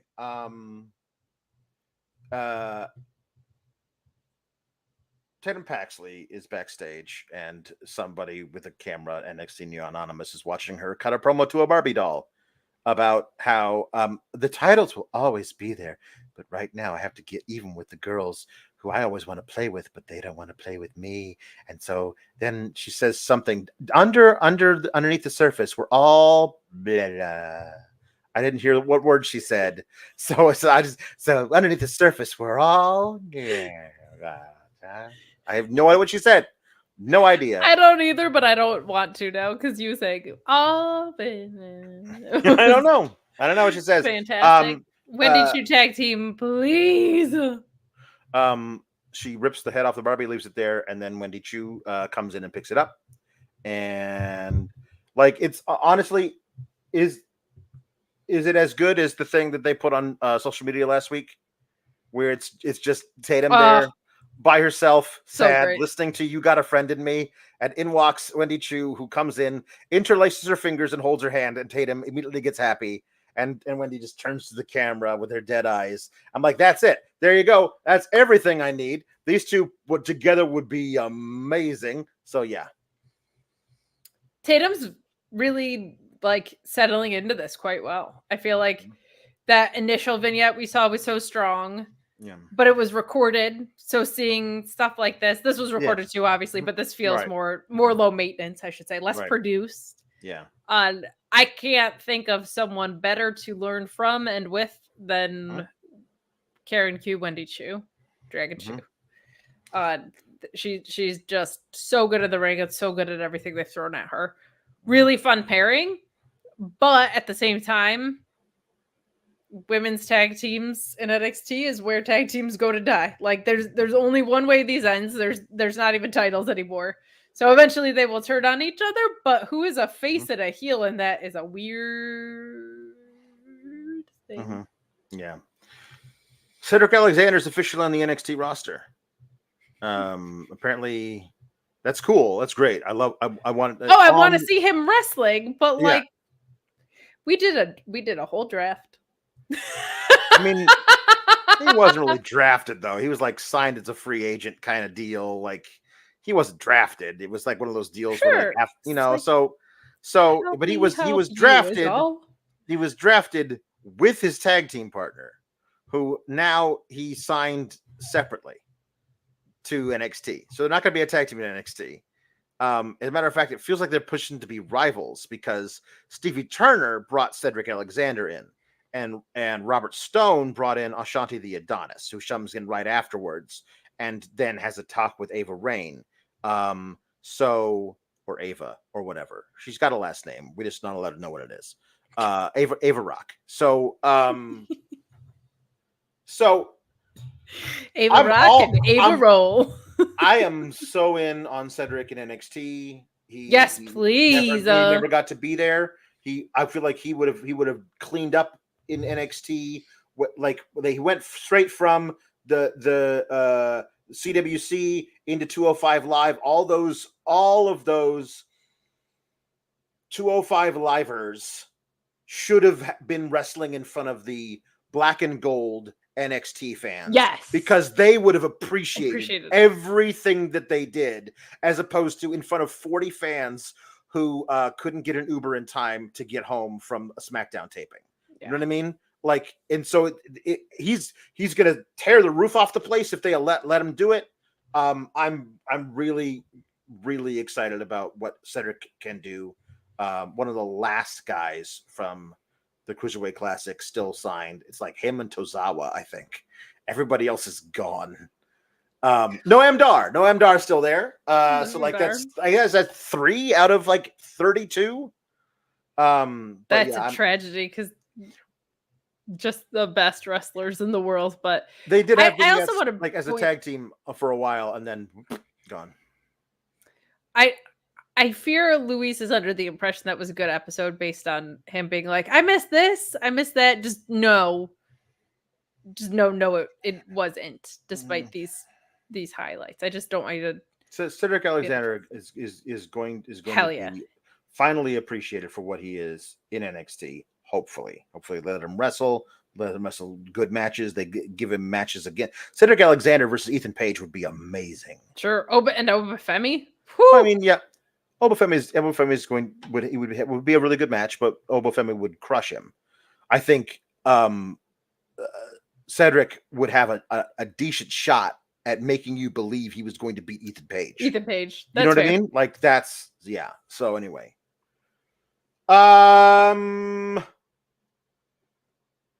main event rolls around, Kate, and at any point they could have.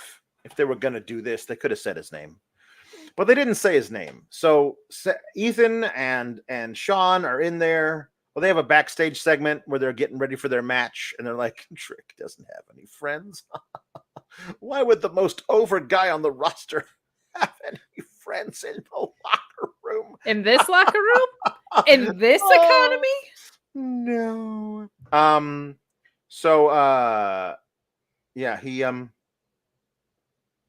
He comes out by himself, ready to do business, ready to have his match.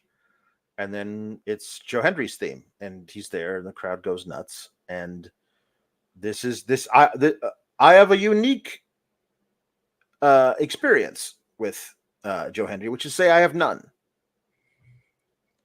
And as I've said before, the grand majority of the people who watch NXT don't watch TNA.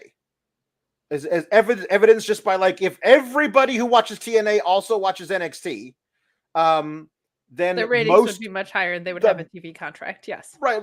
Exactly. So, I mean, like that kind of a thing.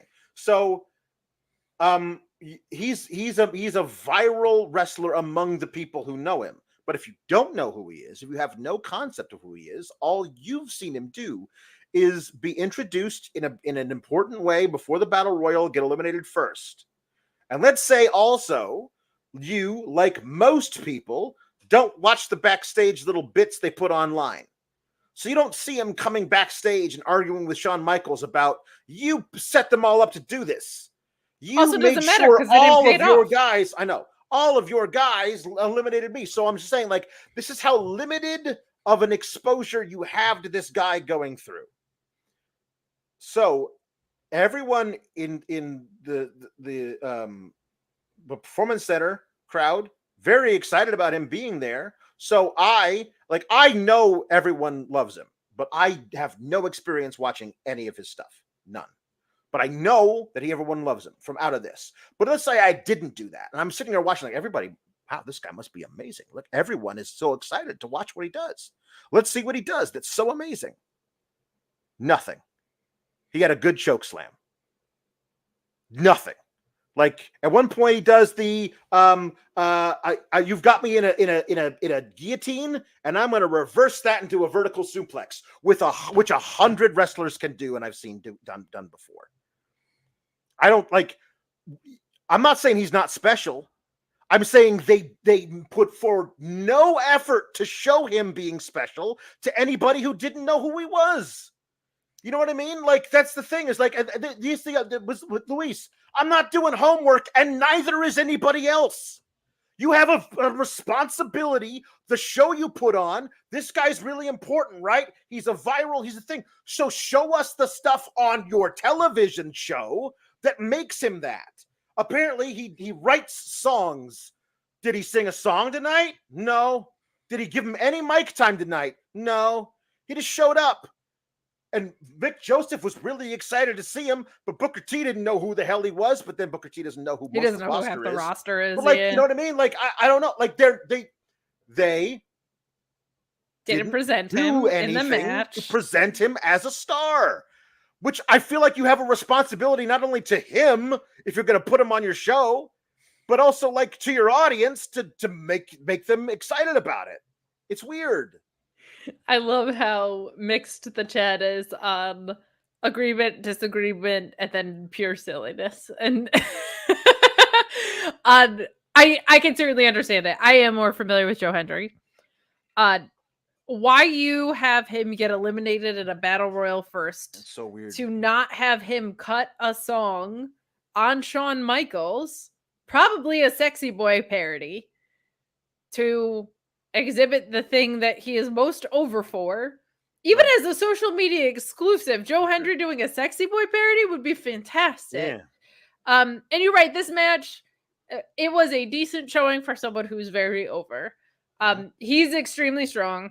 He didn't get to do a lot of strong guy stuff in this. And it felt like they didn't really give him anything until kind of the very end. Like he didn't even have like kind of any comebacks. Spots, I feel like, till towards the end. So it's been a very weird thing of huge star, one of the most viral wrestlers in the world right now, one of the most viral NXT clips you've ever gotten. Let's eliminate him first in the Battle Royal.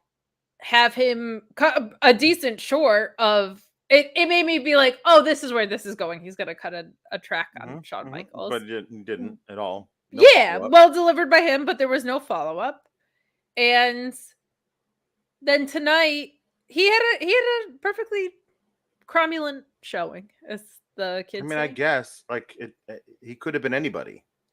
Well, you know I don't know what I mean. Cromulent's not a word, so whatever I said could be correct or incorrect. The way you used it is the way you meant it to be used, and so yeah, it was fine, but you you could have like I don't know, man. Like I also like I mean he apparently like charted as like a singer, but did they tell anybody about that? No. Like so like I wouldn't even know like, oh, he's a singer. I should, after the show is over, I'm gonna go to Spotify and see if I can find his songs. And oh my god, these are hilarious. I love this guy. Oh, I'm gonna go down a YouTube rabbit hole watching his best matches. Like they were like, wow, this guy is important. Take our word for it. We're definitely not going to book him to look important in the match he's currently having, but take our word for it. He's important. We're not going to give you details about how important he is or what exactly he is known for, so you can then do the research yourself. You know what I mean? Yeah. So that's very fair. That's all very fair. Yeah. They didn't do anything to tell you this guy's a star other than you being like, oh my god, the crowd was really into this guy. He must be a big deal. Like they didn't go out of his way to. There's not like a spot in the match that he did where I'm like, holy shit, I'm gonna remember that kind of thing, for sure. Yeah, I kind of, if they're gonna do this, I kind of wanted it to be like something a big deal. It should feel like a big deal. And the most infuriating part of the whole thing is I have no idea why he's Trick Williams' partner. Oh. Absurd. Yeah, there's no kayfabe reason. Where did he come from? Did Trick Williams like have his number in his phone? Why did Trick Williams pick a loser? Is the one thing we know about him is that he lost first in a battle royal. You know what I mean? Even if he wasn't a kayfabe loser in NXT, is there a portal from TNA into NXT in the back that you can just reach through it and grab a guy and bring him out? Why they didn't have a thing of like him going backstage and asking other people who he does know to like be his tag partner?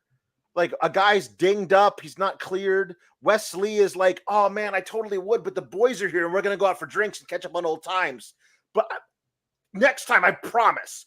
Because that would totally make sense. He's not asking anybody else. I don't Alex, know. They send people from the main roster for no reason. This is literally a reason. Yeah. Mr. Showtime says Kate believes in Joe Hendry and also predicted Duke versus Oba. That was Alex. Kate, you are just the best. Alex, always the sourest. Apparently I am. We believe in SGS for life. Thank you so much, Mr. Showtime. JW Pringle says, amazing Alex, Killer Kate, Papa Paul, Elizabeth, sisters, Louise, and all the SGS. Y'all ever heard of some guy named Joe Hendry? I believe in him, says JW Pringle. N Simmons 211 says Joe Hendry better be in the Rumble. I mean, sure. Can he do one of those weird spots? Can he come out first so we can cut a full promo and make anybody like, if that is what makes him special? Because what I've been told is like, what makes him special? Oh, he's really good on the mic and he's got all this personality and charisma. But like that wasn't shown at all tonight. So if that's what makes him special, allow him to be special and give him the time to show that. Otherwise, it just, The reason they can't do that is it'll be the only theme that anybody pops for because Def Rebel is bad at their job. Yeah, that's true. Bad Jam Treebeard says Trick should have gotten Oba to help him instead. And they could have saved Joe Hendry to mess with Ego during his entrance by putting his face on the Tron instead of Ego's video. Like Trick going to Oba would be amazing. And Oba being like, ha ha ha ha ha ha. No. Like that would have been so good. Like that's the thing. If you tell him at the beginning, here's your tag partner, oops, your tag partner got injured, and you gotta find another tag partner. If you have him go through the entire night, like asking different people and them having reasons why they can't or turning him down, then by the time you do the segment with Ego, Ethan Page and Sean Spears, he doesn't have any friends. And then a surprise comes out. I just wish that, like, at any point we've ever seen Trick Williams and Joe Hendry interact. Like, if you had the thought, maybe you would end up doing this on the night of the Battle Royal, having him and Joe Hendry bump into each other backstage. You know what's kind of the freaking silliest? Why would Trick not go get Ora Mensa? I mean, it's so true. It's the perfect. Obviously, that's the guy because Errol Mensa came out during the match tonight and attacked Ethan Page, which allowed Shawn Spears to get pinned by Joe Hendry. So it should be. What did we used to call him? Oral Messiah. It should be Ora Mensa. Bad Double Jam Treebeard says because of the history between the two, have Drew as number 1 in the Rumble, and then Hendry is number 2, and he brings back his Drew World parody. That would be a lot of fun because I have seen him do his "I'm Drew Dabba Dee Abu Da." I've seen that. That was cute. You know what I mean? But like, if that's all you've ever seen of it, and honestly, like most people who are watching NXT have not seen that, so they have no idea what this is. You know what I mean? Just do a better job presenting him as the star that apparently he is. Just try. That's all. ENR says, when has NXT been about details, Alex? They can start being about details anytime they want. Anytime they want, they can start being about details. It's a thing they honestly, they should do it. When have they started being about details? The opening segment was incredibly detail-oriented about the match that they just had on the weekend. Yeah. Everybody went through the details of their performance in that match and used it as a way to vie for the title. And I loved that. Yeah. Just do that across the board. That would be kind of funny if he was walking around looking at everything and all of a sudden he looked at a monitor and saw him for a second and go, Joe Hendry. And then he just walks into frame. That'd be so good. Hey, what are you doing tonight? Boom. That would be the coolest thing. That would be awesome. I would pop for that huge if he just said Joe Hendry and he just walks into frame and it's just there because he said his name. That would be so cool. No. If he did that and Joe Hendry was like, hey man, like immediately. Tom Lavelle making a very important point. Did Shawn Michaels do it during his career? Because if he didn't do it during his career, he can't book it for his own show. That's a very good point. Someone pitches exactly what you just said, and he's like, what about like a really dramatic super kick into retirement? It's like, no, that's not anywhere close to the... Cam Watson telling us that his younger daughter, has the perfect wrestling name. Luna Tempest. And Tempest is spelled with a Y. I'm in. She's going to be 5'0" of crazy drive and skill. Future SGS champion.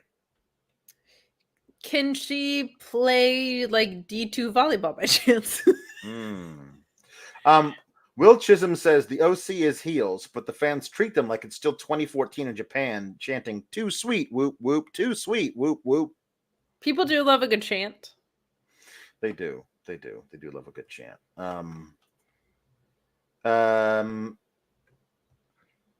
Bad Double Gem Treebeard is just making me angry. Says, I have an AEW prediction that might upset Alex. Or might make him happy to see him get destroyed. Yeah. Jeff Jarrett will be in Blood and Guts since he is slowly turning face and having issues with the Elite now.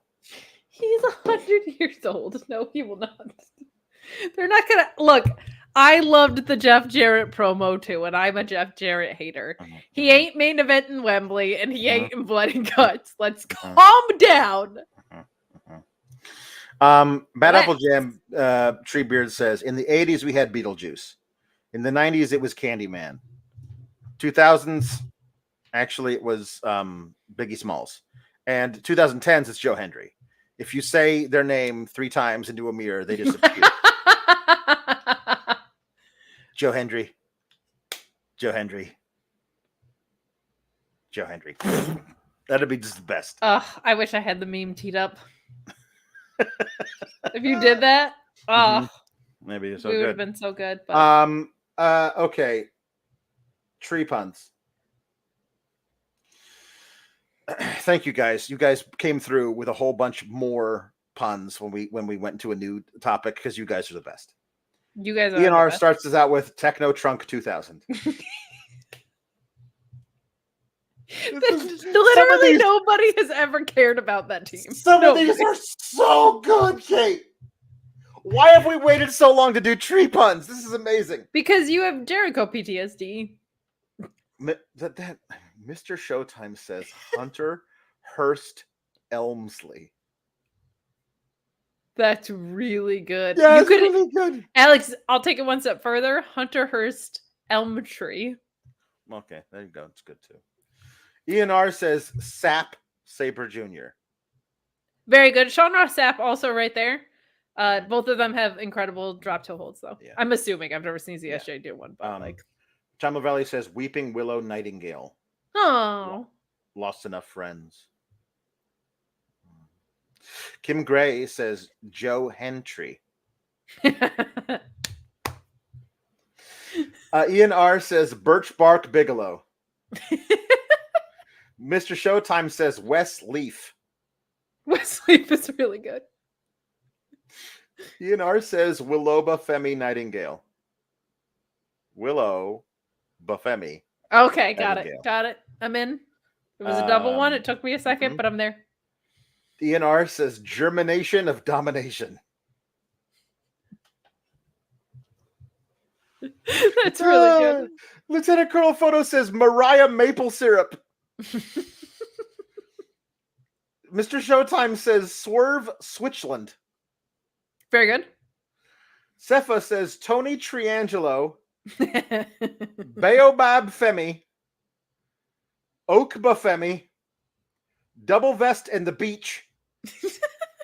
And Tria Hale. That's very good. You could also do Tria Ripley. Wait, what was the second one? Baobab Femi. And what was the one before that? Tony Triangelo. Oh, I like that because when you shorten it, it's just Tony Tree. Yeah, that's good. Yeah. That's really good. Mr. Showtime says Josh Twiggs. Ian R says Spruce Jensen. Also, I would have accepted Spruce Pritchard. Spruce Pritchard would have been great as well. Pieces says Kazuchika Okada. I'm so sorry, bitch. This one from Al is really good. Mm-hmm. That's good. That's good. Determination X is really good. Lieutenant Colonel Photo says Blue Spruce Pritchard. Very nice.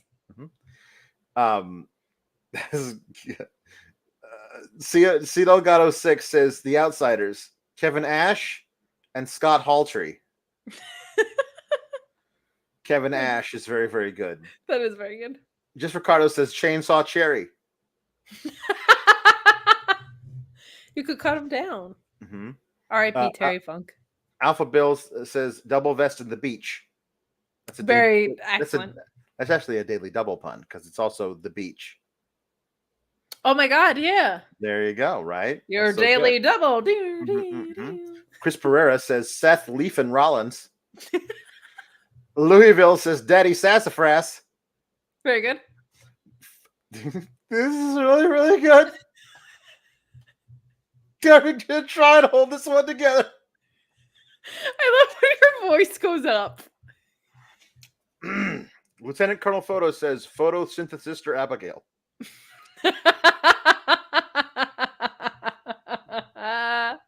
I will always pop for a 7th grade biology reference. Photosynthesis.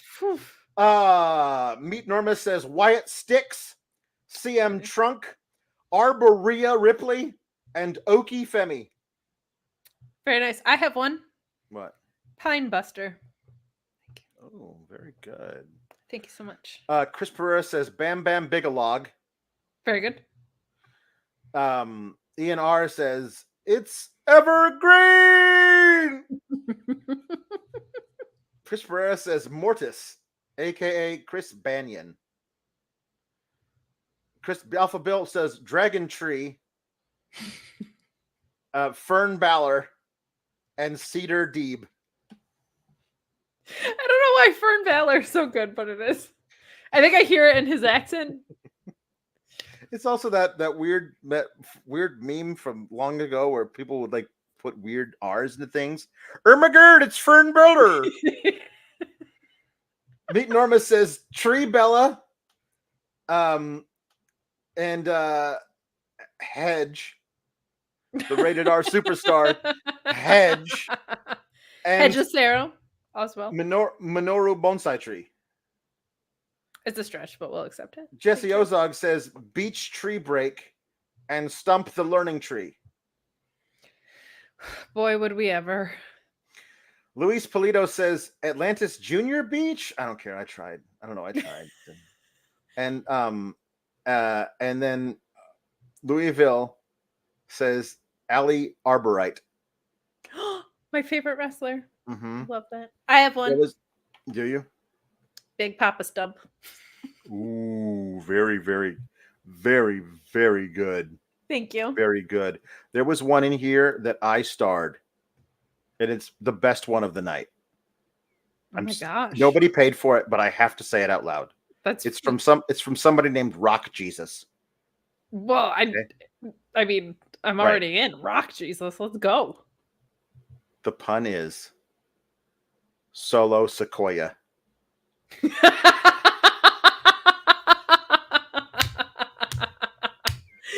My God. Solo Sequoia is absolutely one of the top 5 puns we've ever received on any topic. Rock Jesus. Whew. You do rock, Jesus. That was amazing. Okay. Bad Apple Jam Treebeard says, let's do another champ versus champ NXT NA crossover. ABC versus the Blurry Boys. Yes, let's do that. Yes, please. Yes, boys. Yes, Blurry Boys. Shot Kid 29 says, I can't shake this feeling. TNA signed their death warrant with this WWE partnership because it seems like TNA is going to get gutted. And if the old legs in TNA's main event is all they have left, yeesh. Well, I mean, like, listen, everyone is assuming, I mean, probably rightly so, that when Jordan Grace's contract is up, she's walking right into WWE. You know what I mean? And I'm sure they're trying to get Joe Hendry to come into WWE with this little dalliance. So, like, yeah, they're trying to do that for sure. I mean, yeah, but I don't think that's. They'll also release people who will sign with TNA. They will do that. There will be lots of younger people that get signed that will have that opportunity for doing that. Okay, so we have some things here. Hold on. There are 3 Beach Boys songs, and a poem. All right, there we go. Thank you guys for all the support tonight and on Saturday. We had a really big night on Saturday, and we appreciate that. Okay. And for being so generous when we doubled the pun topic. It's going to get you in trouble in the future. Bad Apple Jam Treebeard wants Lewis Black to sing The California Girls by Beach Boys, but Lewis Black is just me when I'm ranting. So I don't really have an impression. I vote Braun Strowman. Thank you. Well, Braun Strowman's already reading the poem. Is there another one besides Braun Strowman that you would like to hear sing a song? I'm just looking who we already have. Well, we have Ricky, we have Dusty, we have Braun. So we Gallus. need one more. Okay, here we go. Gallus to sing California Girls by the Beach Boys. Hold on, I need some water first. Here we go. If you already have to do Braun, I'm scared it's going to shred your vocal cords. We would also accept Axiom. We'll see. Well, East Coast girls are hip. I really dig those styles they wear. And the Southern girls, with the way they talk, they knock me out when I'm down there. The Midwest farmers' daughters really make you feel all right. And the Northern girls, with the way they kiss, they keep their boyfriends warm at night. The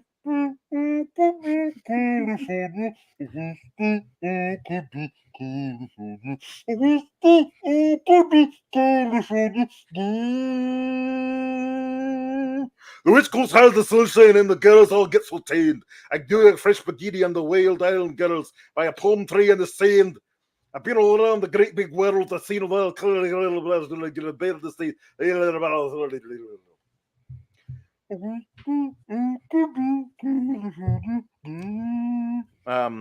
Okay.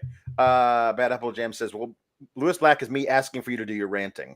It's hard to rant doing California Girls by the Beach Boys, but I appreciate it. It's an organic thing, the rants, because they're works of art. Darby Allin sings Norwegian Woods or Norwegian Wood by the Beatles, as requested by Love Fro. Thank you so much, Love Fro. And we're also capping it because we're way over. And that is already. it.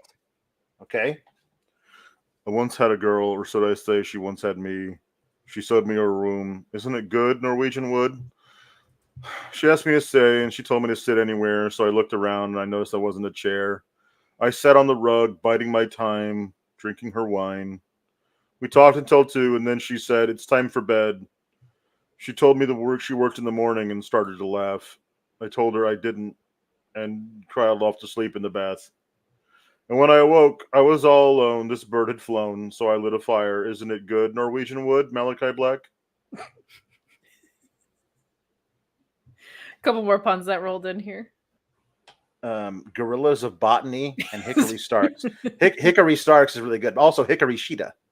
Hickory Sheeta. Hickory Sheeta. Yeah. Hickory Sheeta. Excellent. Okay. Okay. So, Braun Strowman reads Ozymandias. I like that we started with the Regal rap and now we get a Braun Strowman, like deep thoughts, poetry, Shakespeare, whatever. It's fun. I met a traveler from an antique land who said 2 vast and trunkless legs of stone stand in the desert. Near them on the sand, half sunk, a saturned visage lies, whose frown and wrinkled lip and sneer of cold command tell that its sculptor well those passions read which yet survive. Stamped on these lifeless things, the hand that mocked them and the heart that fed, and on the pedestal these words appear. My name is Ozymandias, King of Kings. Look on my works, ye mighty, and despair. Nothing besides remains round the decay of that colossal wreck, boundless and bare, that lone and level sands stretch far away. Get these sands! It was beautiful. Also, the phrase "King of Kings" being in there kind of threw me off. Mm-hmm. I cannot lie. No, it's true. Okay.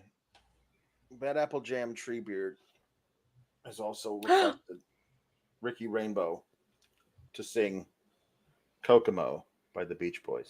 Hello. Hello. We used to be a proper show. Now you just throw the wig on. You don't even go away anymore.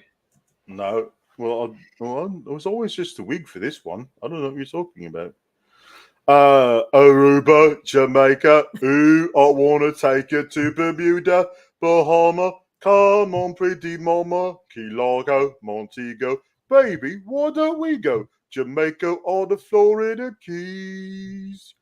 There's a place called Kokomo, that's where you wanna go to get away from it all. Bodies in the sand, tropical drink melting in your hand. We'll be falling in love to the rhythm of a steel drum band. Down in Kokomo, Jamaica, ooh, I wanna take you to Bermuda, Bahama, come on, pretty mama, Key Largo, Montego, baby, why don't we go? We'll get there fast and then we'll take it slow. That's where we want to go, oh, way down in Kokomo. Thank you. Sometimes the show's just so normal. It is. It's very normal. But You ever do any drugs down in Kokomo? Well, some of those island nations, they're real pesky about that customs there. They don't like you bringing in the drugs. They want to sell them to you when they get there. Story checks. Hold on. Coco Bafemi. Coco Bafemi is wonderful. Right. Okay, good. Well, gonna bye. Maybe I'll be back later. It was so great to see you. Oh, hello. So, now Bad Apple Jam Treebeard is asking me to sing Surfing USA by the Beach Boys. Dusty, I didn't know you had access to our document.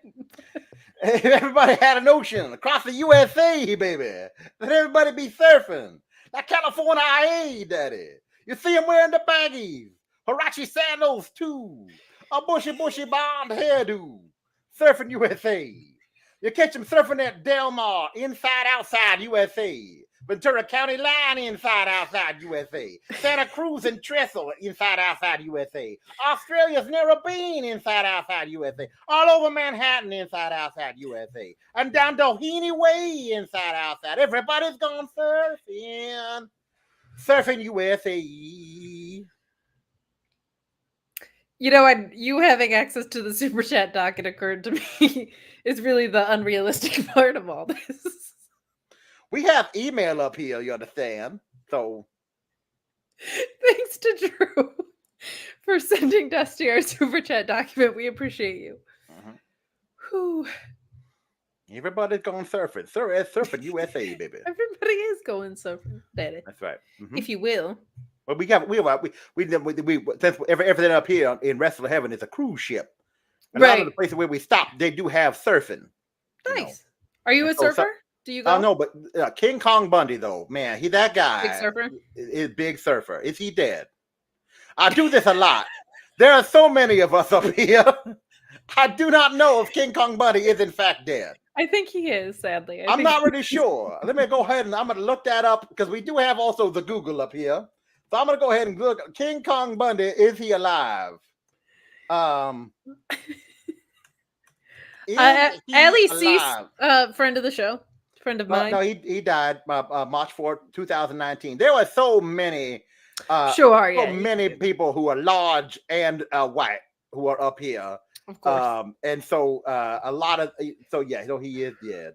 Are there trees in the great beyond? The chat needs to know. Ali Cease needs to know. Yeah, the coconut trees. You know, we basically the whole thing is like we will stop at many different islands around the Wrestle of Heaven, which is again a cruise ship. And when we stop there, sometimes you'll have Randy Macho Man Savage. That man is a monkey. He just climbs those trees and gets the coconuts right off of there, and then throw them down. And then just have him just chopping them up.